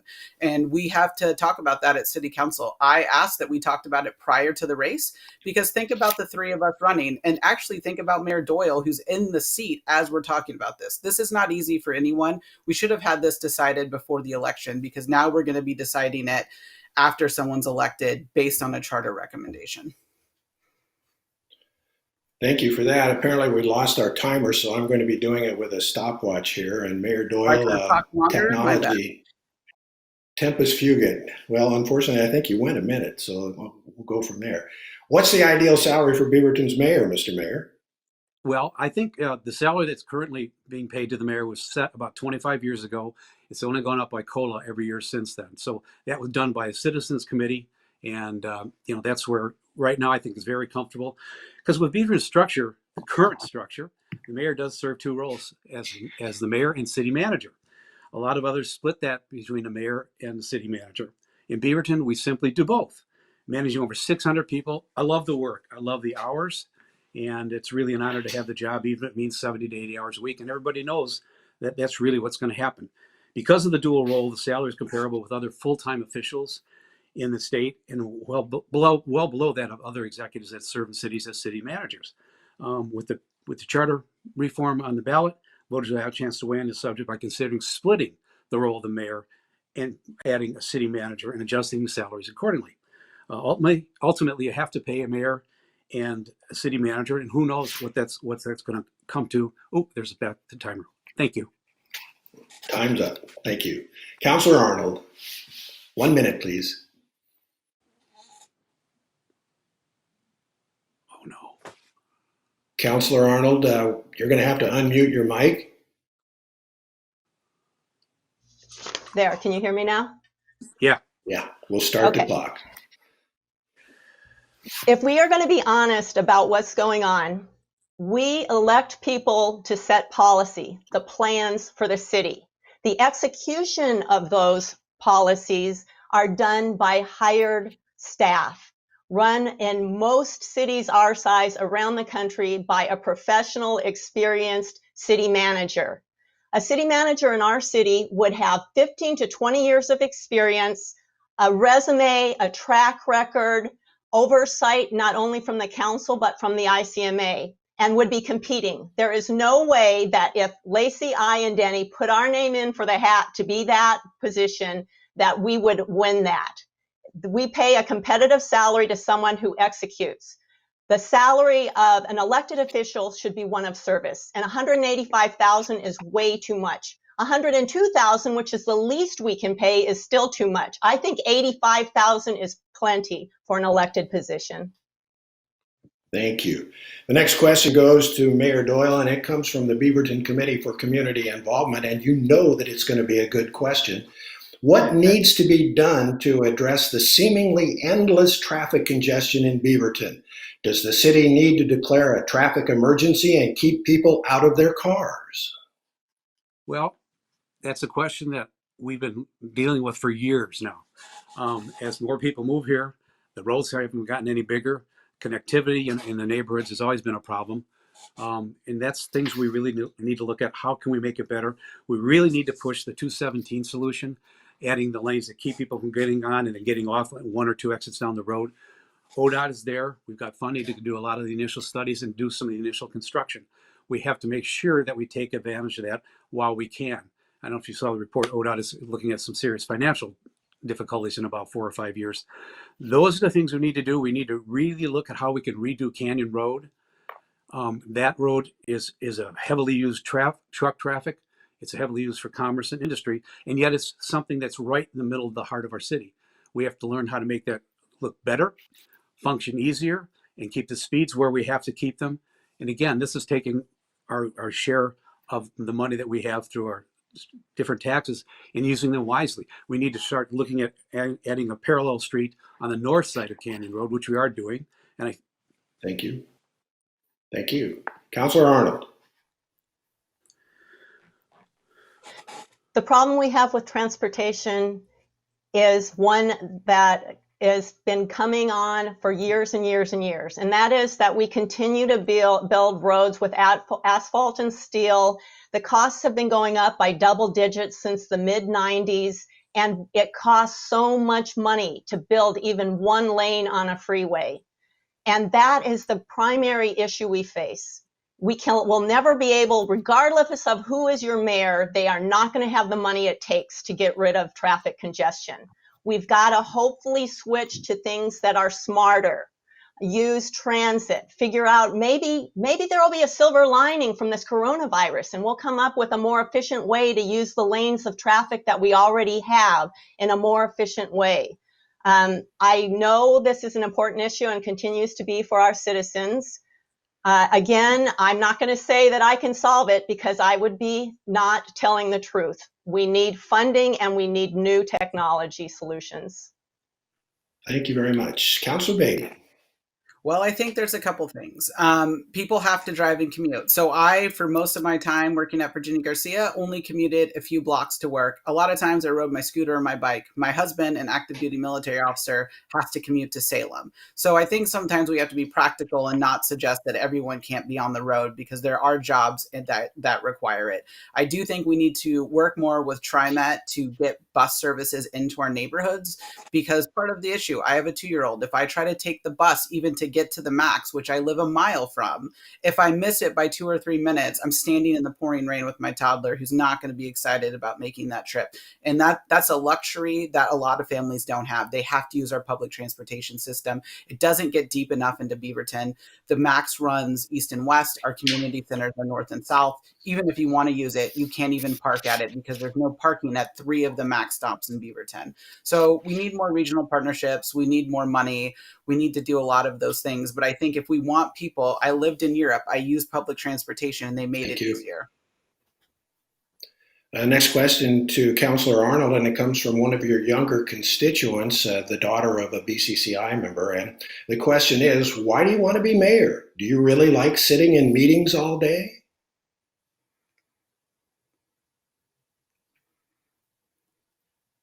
We need your microphone. Councillor Arnold, we need your microphone. Can you hear me? I'm not muted. Yes, we can. Can you hear me? Okay, well, we can hear you now. My campaign slogan in 2016 was to keep Beaverton boring. I love the technical information that we have to look at in order to figure out how to provide streets and pipes and roads and sidewalks, police. All of that is very technical and it takes a lot of deep diving, which I totally enjoy. I've had 15 years of experience on the council, another 10 years before that, looking at a lot of different jurisdictions. I love mediation and working with people. I think you'll find that I have a good reputation with staff. They feel comfortable telling me what they really think, which is important. And I'm good at working with other people. So working with a lot of people to spend $200 million a year on interesting things that are crucial to us, but not exciting, excites me. Thank you. Councillor Beatty. Well, this wasn't a job on career day when I went to high school. So I chose the Army. And what the Army taught me is that service is important. Service to other people, service to our community. It's incredibly challenging for people to do this kind of work. I love it. I think about the things that impact us most are often made by local officials, our schools, our streets, our infrastructure. And if we voted on what impacted us the most, we would vote local officials first at the top of the ballot because the federal government is often pretty removed from our community. I love going to the grocery store and seeing people I know. I love when I called to fill my prescription the other day at Safeway and I told them my name and the lady yelled, "Lacey Beatty for mayor," because local governments officials are accessible. And that's what I love. And I'm thinking about my daughter. I want her to grow up into a community that's safe and amazing and awesome. And so I'm serving for her and for every other young person in Beaverton. Thank you, Councillor. Mayor Doyle. Well, that's a great question. I, for one, have enjoyed so much having the chance to make this city change. When I ran in 2008, I had about 5 different points: diversity, inclusion, trying to fix our little transportation problems, but also involve people in various ways in local government. I think about what the city was like where our current Beaverton building was. On either side of it were gravel parking lots. There was an empty spot where the theater had been. The other ones were just, again, flat and asphalt parking. Now we've got a hotel going in, a parking structure through urban renewal money, and the Patricia Research Center for the Arts. We have changed so much in the city. We've grown, we won awards, and who would not want to be the mayor of Beaverton? It's a great city, and it provides an opportunity to help us work together to make changes that we all want. That's why visioning was so important. We repeated that, and that lets us know we're on the right track and we need to listen to people. And it's just a joy to have, as other people said, be recognized and talk to people. Thank you. Thank you very much. One last question, and we will start with Councillor Beatty. This question comes from the Mayor's Youth Advisory Board, or it is more commonly known as MYEB. In these trying times, the homeless population of our city, especially the youth, have faced new challenges in gaining access to food and shelter while staying safe. If elected or re-elected, how would you support these vulnerable populations during times of great strain, such as the COVID-19 pandemic? And how would you continue to support them with greater access to housing or other accommodations? Councillor Beatty.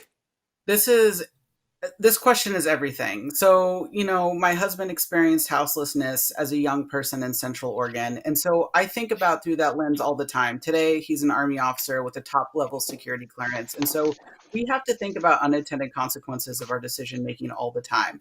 I've served over 10 years on Home Plate Youth Services Board of Directors, serving Washington County's only nonprofit serving youth homelessness and housing instability. So this issue is central focus to me. One of the things that I'm hoping will come out of the Here Together campaign, if the voters approve it in the Tri-County area, is that Beaverton will have the resources to address some of the homeless issues that are unique to Beaverton. Because our homeless population does not look like Portland, and we can all agree to that. It is hidden, and it's often that. And I would advocate to use some of that money to create dorms for students so they could have a place to call home, so they have a place where they could do their homework, where they could feel successful. I've been working with the Beaverton Education Association through this whole process because a lot of our students don't have access to internet, have been behind the curve when it comes to learning since we've been set home. We need to have a regional conversation about what we prioritize. And I think we're going to be able to have that conversation after May. Thank you. Mayor Doyle, would you like me to repeat the question? No, that's quite all right. In terms of what we need to do, something started, my second year in office. I was down watching the Plow Association donate some money to different organizations in Portland. And Louis Plow said, would you like to have that happen for Beaverton? And of course I said yes. The next year we talked about it. What can we do with X number of dollars? I think it was $50,000. I said, I would love to start something with the Beaverton School District where people can come and get help with doctor, clothes, so on and so forth. So we did receive that, and we did, the Beaverton School District made that happen. The next year we were talking about what else could we do? And I said, well, how about if we find people to take a student, high school student, in for a year or two and help them get through high school and get on with their lives. It was a slow start, but now that's in place also, and it's been serving a lot of people and is being copied in other areas. There's so much challenge we have in front of us. And Home Plate, I watched them work in Hillsborough, asked them to come here. So like Councilor Beatty just said, it's a really critical function for the city. Thank you, Mayor. Councilor Arnold. Like transportation, housing is another hard to solve for everyone immediately problem because it's so darned expensive to build even dorms or housing. I was really proud to be working with Habitat for Humanity when we built the first Habitat for Humanity home in Beaverton in 2001. And that's one way to do it. There's other partners that we're working with. A few silver linings. We are working now to provide food in our neighborhoods in ways that we weren't doing before the COVID virus struck. We are providing more temporary sheltering for people. I'm hoping that when we come out on the other side of this pandemic, we will continue with finding those type of solutions and keep them moving so that we continue to feed the people who need help with that. and that we continue to find ways to provide housing for people as well. And again, let's cross our fingers and hope there's some silver linings on the other side of this thing. Indeed. Thank you both. Thank you all three. It is time now for the candidates to ask each other a question. Their opponent will have 1 minute to respond to a 30-second question. And we will begin with Councillor Arnold. To whom do you address the question? And you have 30 seconds to do so. My question is to Denny. We're putting out a $90 million bond, which includes $55 million for urban renewal in our downtown area. But the needs of our businesses there and elsewhere have dramatically changed. We often spend a lot of time with urban renewal dollars to buy properties and put properties together in order for developers to then buy them and build things we want to see. However, that takes years, and right now we don't have years. Would you Your question. Suggest pivoting to spend our urban renewal dollars in a different way? Great question. And I think we've already started talking about it at a council meeting that we need to use urban renewal dollars to help solve the immediate problems for business. And we then have to go back to honor what we committed to the voters, that how we would spend that money. And I think the pivot's very possible. Other communities have done it. And I think you're going to see us do more of that. That's something council will talk about. It's not just going to be me telling people what to do. And then we can go forward with it, because it's really a need now. And you had a great point that it's going to take time to do the acquisition and the build. But in the meantime, we better have business around that, or people living downtown, working downtown, taking multimodal transportation, taking the Max and West. Those are the kinds of things we need to solve with those kind of dollars. And as far as you know, we're certainly able to do that. We just can't violate anything that we promised voters we wouldn't do with the money. That's really important. We've got to keep their trust, because they were kind of, allow us to have that district as well as put it in place. Thanks. Thank you, Mr. Mayor. Councilor Beatty, your question for whom? Well, Mayor Doyle said he didn't get enough questions last time, so I'm going to ask him a question as well.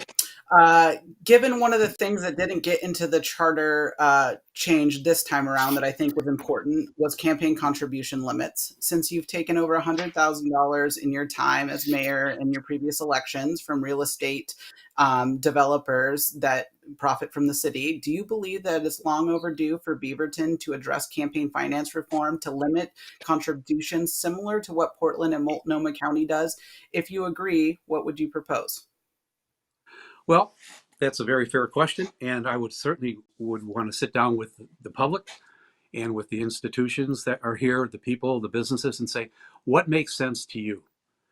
What is something that you could live with and feel that people could have a chance to run that couldn't afford to raise a lot of money for a race that does get expensive?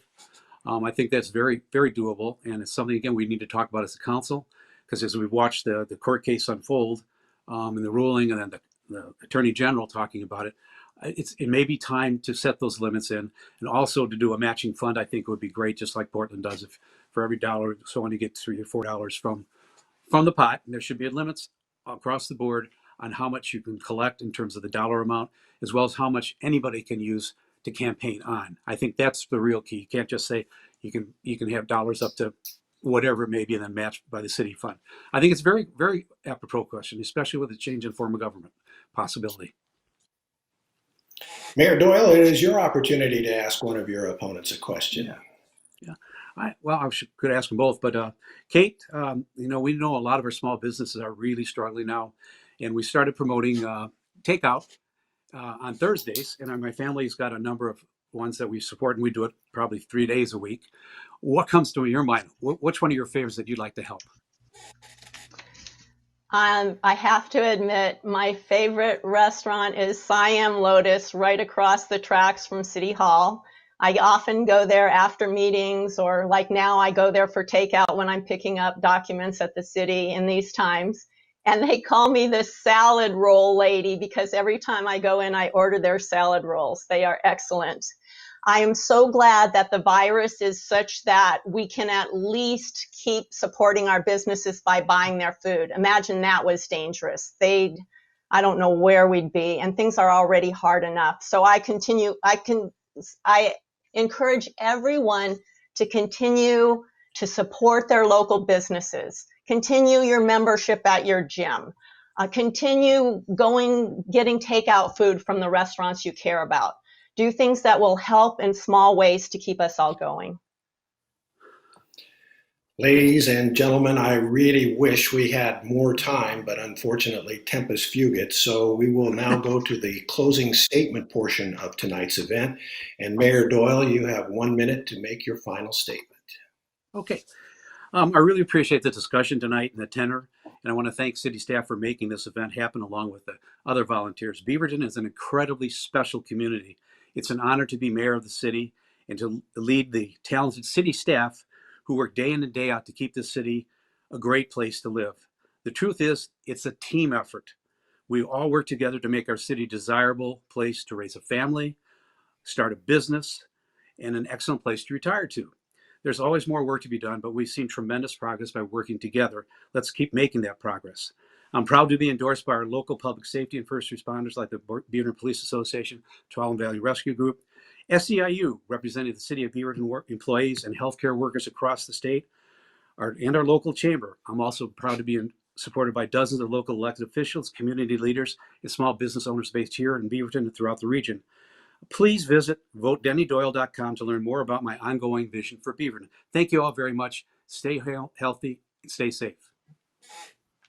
Thank you, Mayor. Councilor Beatty. All right, getting the speed version because I thought we had 90 seconds. In a recent interview, I was asked, why don't you wait to run for mayor until Denny's done? And my answer is simple. Beaverton families have waited long enough. I acted quickly when the coronavirus hit, asked our fellow city councilors to pass an immediate moratorium on evictions. My leadership kept families housed and safe during a pandemic. Our housing crisis isn't new, yet I've been fighting against development in our city since I've been on city council. I'm fighting for real solutions like affordable housing, more supportive housing that we know will actually get people a place that they could call home. I fought against the city's opposition to paid family medical leave, testifying in Salem for its passage. If that had been in place during this coronavirus, our families would have been supported when they needed it most. The people of Beaverton cannot wait for the status quo to shift their direction. We must demand it. And this crisis has exposed deep gaps already in the system, and I'm ready to lead in this next phase. Thank you very much. I appreciate your discipline. Denny didn't either, so. There you go. Councilor Arnold, 1 minute, please. Right now, leadership is crucial. These are not normal times. It's not time to run the city as business as usual, and it's not the time for someone at the helm who would be on a learning curve. Around the globe, people, businesses, and schools are creating new normals, learning how to address problems we never dreamed we'd face. And the city of Beaverton is no different. We must innovate, collaborate, and rise to the challenge of what our new normal will be by working with our community and encouraging the best out of everyone.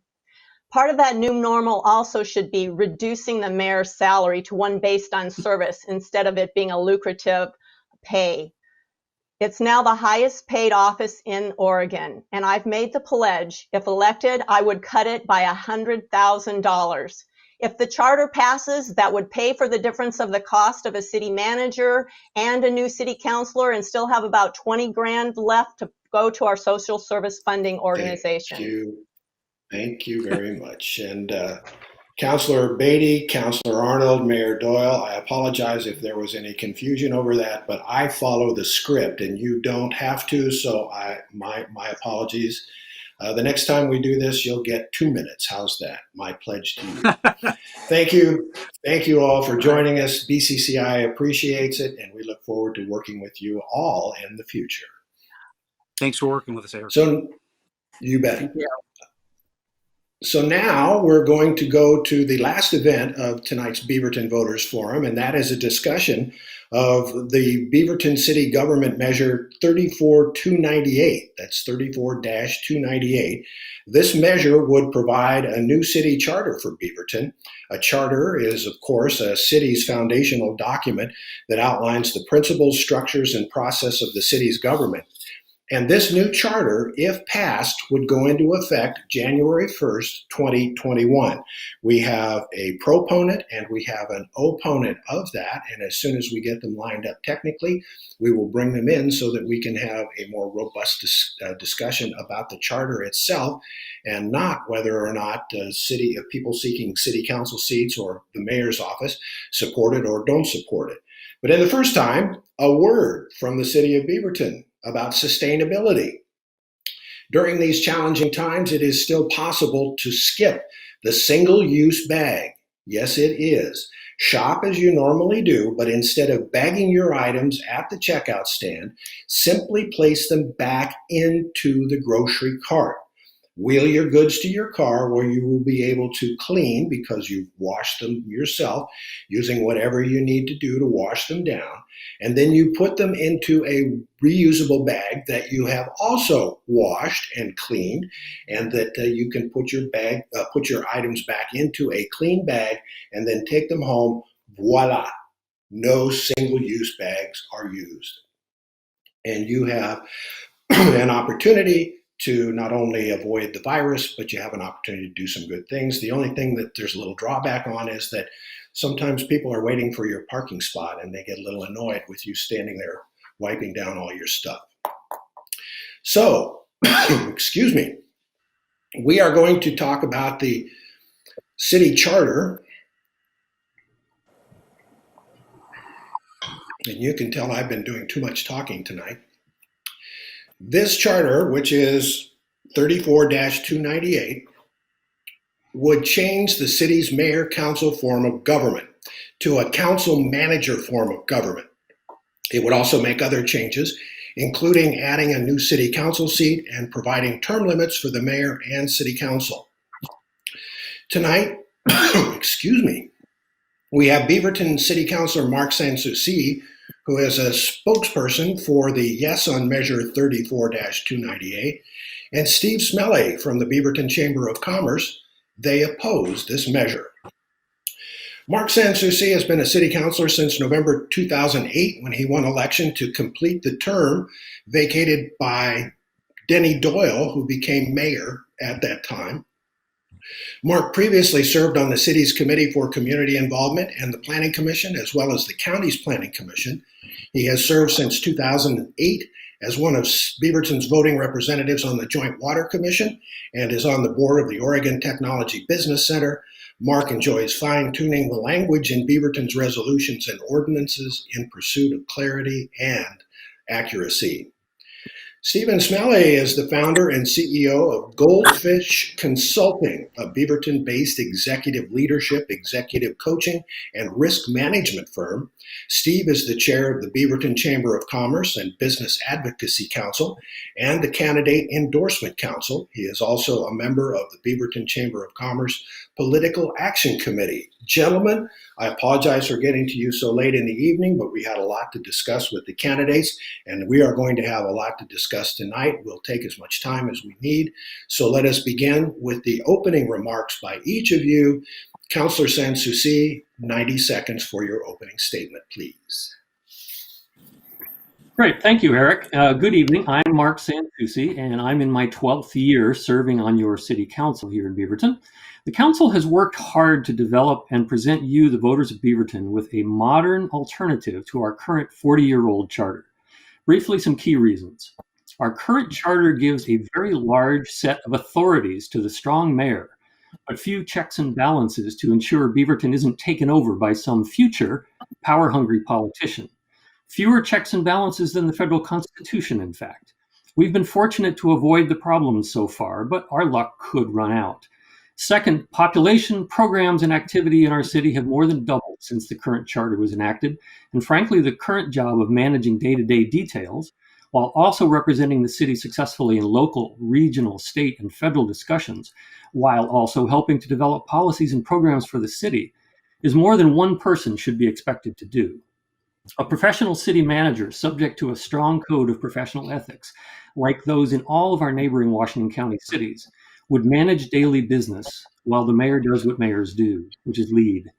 Third, term limits will make sure fresh voices an opportunity to step into city council roles. I can assure you the power of incumbency is very strong in city elections. But still, the proposed generous limits would allow a very popular person to be reelected after a break in service. There's more, but I'll finish with this. The cost to the city is, I believe, approximately the cost of hiring the new city manager, about $200,000. Thank you very much. Mr. Smelly, you have a minute and a half as well. So getting to the opening statement, Beaverton has a history and prides itself on diversity and inclusion, but we've missed that in the city council adoption of the charter and pushing it forward to the vote. We've had 9 work sessions, 2 public hearings, and in those sessions, we had the opportunity to hear from citizens who said to push this out beyond May so that more work could be done. The proposed charter is not a series of amendments to our current city charter. It is a brand new city charter that forms a brand new form of government. If it approved, it diminishes the role and responsibility of the mayor you elect, and it increases the power and control of the city councilors we elect. Legal questions have been raised on some of the transfer of power that we have, and there's a question on what happens on 1/1 if this does go through. But the mayor becomes a member of the city council. The council hires a professional city manager to run the operations of the city. The city manager reports to the council. The council then sets the compensation of the new manager, the mayor, and their own compensation. We add another paid counselor and staff that they decide. There's good stuff in the charter, like fixing the gender reference language, and there are other items that people can be for or against, like term limits or the hiring of a professional city manager. But the issue that we have is the process that was followed and the lack of inclusion. If we reviewed the guide for the charter commissions, by the National Civic League. Thank you. Thank you. Thank you for that.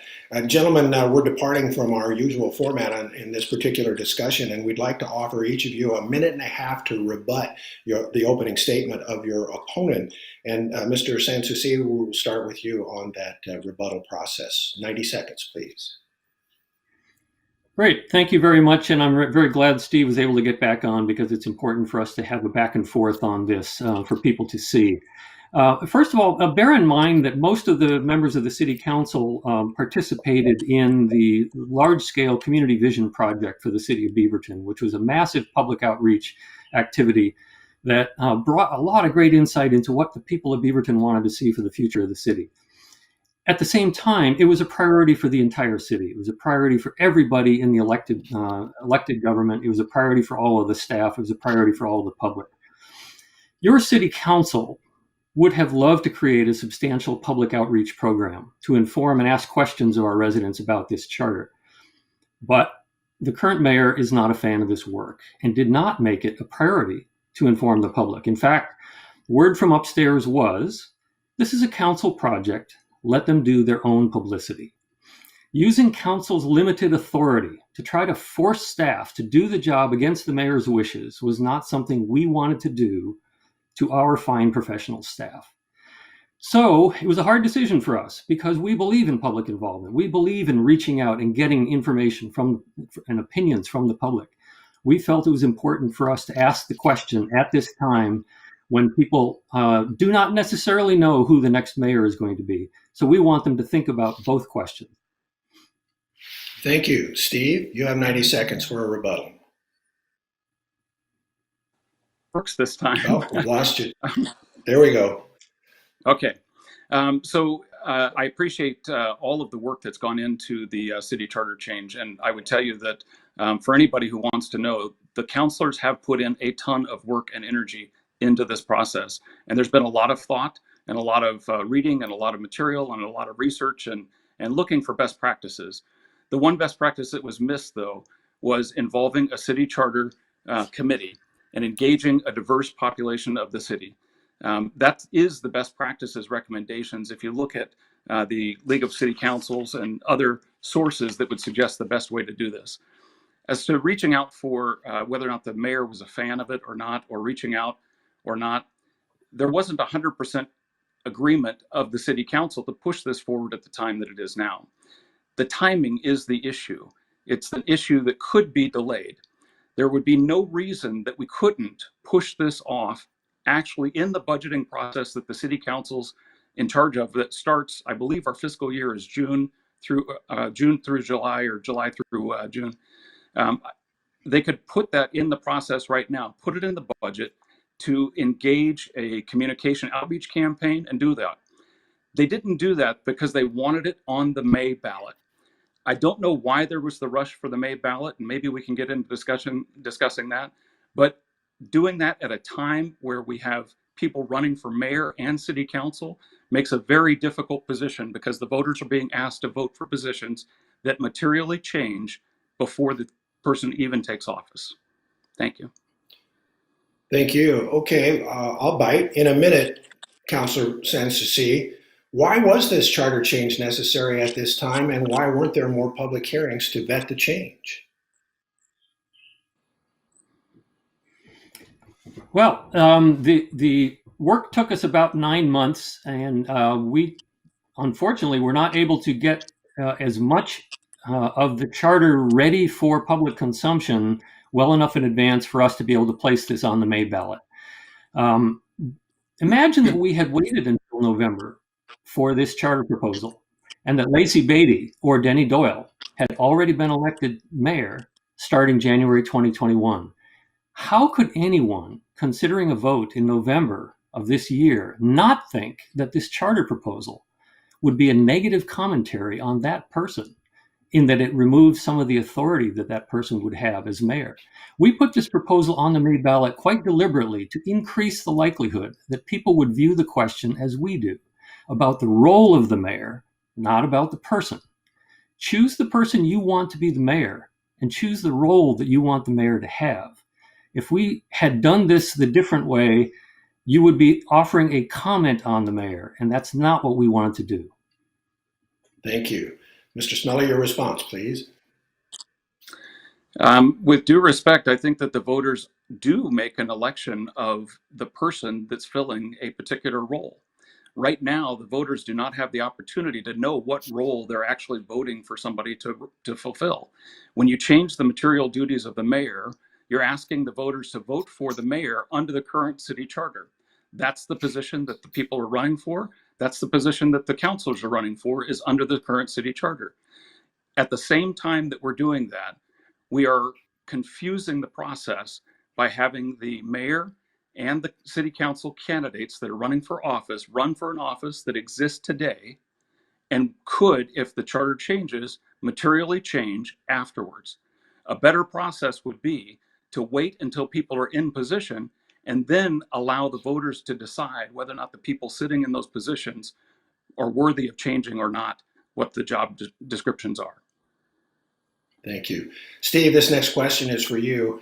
Why should Beaverton be the only city in Oregon where there is a strong mayor form of government? And why does the mayor of Beaverton need a larger annual salary than the governor of Oregon?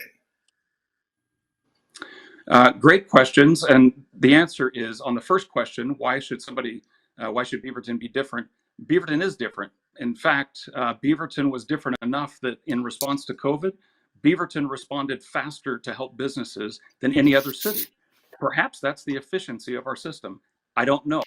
Again, I'm not really a proponent or an opponent to changing the form of government. It's the timing and the process that is the concern. So it's something that could be debated.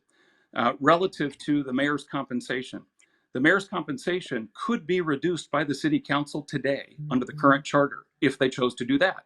They chose not to do that. They chose to do a city charter change instead. In fact, the mayor's compensation could be reduced significantly today if they chose to do that. I get that the process of paying for the work being done is important, but there's not even agreement on the documents put out by the city and the city councilors on what the cost of this change will be today. Marcus said 200,000 may be the case. The material that's been published has been 42,000. Still, it's at the last minute. Thank you. Councillor Sanssouci, your response. First of all, the mayor, by the end of this fiscal year, which is the end of June, will have been paid by the city $197,000, which is a number that none of us are particularly happy about. And we will be having another conversation at council about this sometime between now and when the next fiscal year's budget gets wrapped up. As for why should Beaverton retain a strong mayor form of government, given that pretty much all the other governments in the state of Oregon have the council manager form of government that's part of the new charter proposal. History tells us that 40 years ago, Beaverton did have a council manager form of government, and there were some people in the community that were dissatisfied with the council and with that structure, and they voted to change to a strong mayor. However, what we have learned is that as the city has grown over the last 40 years, the job is simply too big for one person to be able to do it effectively, and we believe that it would be more effectively handled by splitting the job between two people. Thank you. Steve, your response. I think I answered that question first, didn't I? Well, that's right. You did. I'm sorry. I'm a little brain punched here tonight. The next I question get it. does go I to appreciate Mark. I got that. Next question is for you, Mark. If the proposed changes to the current charter are rejected by the voters May 19th, then can we assume the current charter will remain in place? If that is the case, what would happen if Beaverton should get a mayor who is incompetent or corrupt or both? Well, the good news is that the current election taking place here in 2020 is unlikely to generate an incompetent or incapable mayor. I believe that the winner of this election will be capable of serving the city either as a strong mayor or as a member of council under a council manager form of government. I don't think that's the issue. I think that can you repeat the first part of the question, please? If the proposed changes to the current charter are rejected by the voters on May the 19th, then can we assume the current charter will remain in place? The answer is yes, possibly. But one of the things that could happen is the council, perhaps with the assistance of the mayor, could decide to start a different process and could decide to develop another thought about the charter and bring it to the voters later this year in November. I don't know if that would happen or not. That would have to be a discussion among members of the council, whether they wanted to move forward with that, and also with members of the public to get a sense for what their thoughts are about the possibility of another discussion about the charter. So it's hard to say for sure. We'll find out after June. Okay. Steve, your response?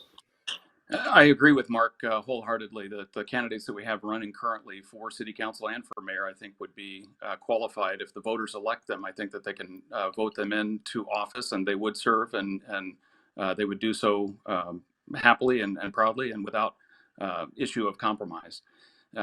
Relative to what would happen with the city charter, from a technical standpoint, if the voters reject the city charter, then we're back to the drawing board. And so the current city charter would be the city charter in place. The current city charter does have a provision in it for the mayor that does suggest that the mayor is required to hire an assistant to the mayor that handles the administrative functions, much like a city manager would. So there is that provision in the current charter. The pieces that would be missing that have great appeal are the changes of the gender neutral language and those sorts of things. And I think that would bear further discussion and put together a charter committee and look at this again and try to do it right this time. Thank you. A question from a neighborhood association, Steve. And the question is, what prevents a voting bloc from capturing city council since all positions are at large? And would the new charter combat corruption or not? It's a good question. If the charter passes, the new charter would consolidate all of the power into the sitting city councilors, which would include the mayor and the councilors. If you had a block of any 5 of them that agreed on anything, you don't avoid the problem. You'd have to have 5 in agreement, though. But those 5 could vote to make their compensation whatever they wanted to. They could vote the other 2 out because of the ability to do so. So there's some concerns there. I don't think that that's going to be an issue. I don't think that of the people at all, and so I'm not overly concerned with that. But under the way that it's architected, all of the power then goes to 5 of the 7 voting members, basically, of the city council, and so there is that opportunity, or at least that concern. Mark, your response?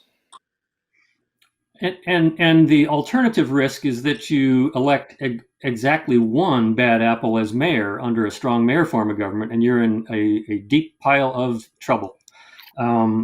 At least in a council manager form of government, you have to have a lot of bad apples to get into the kind of situation that Steve mentions.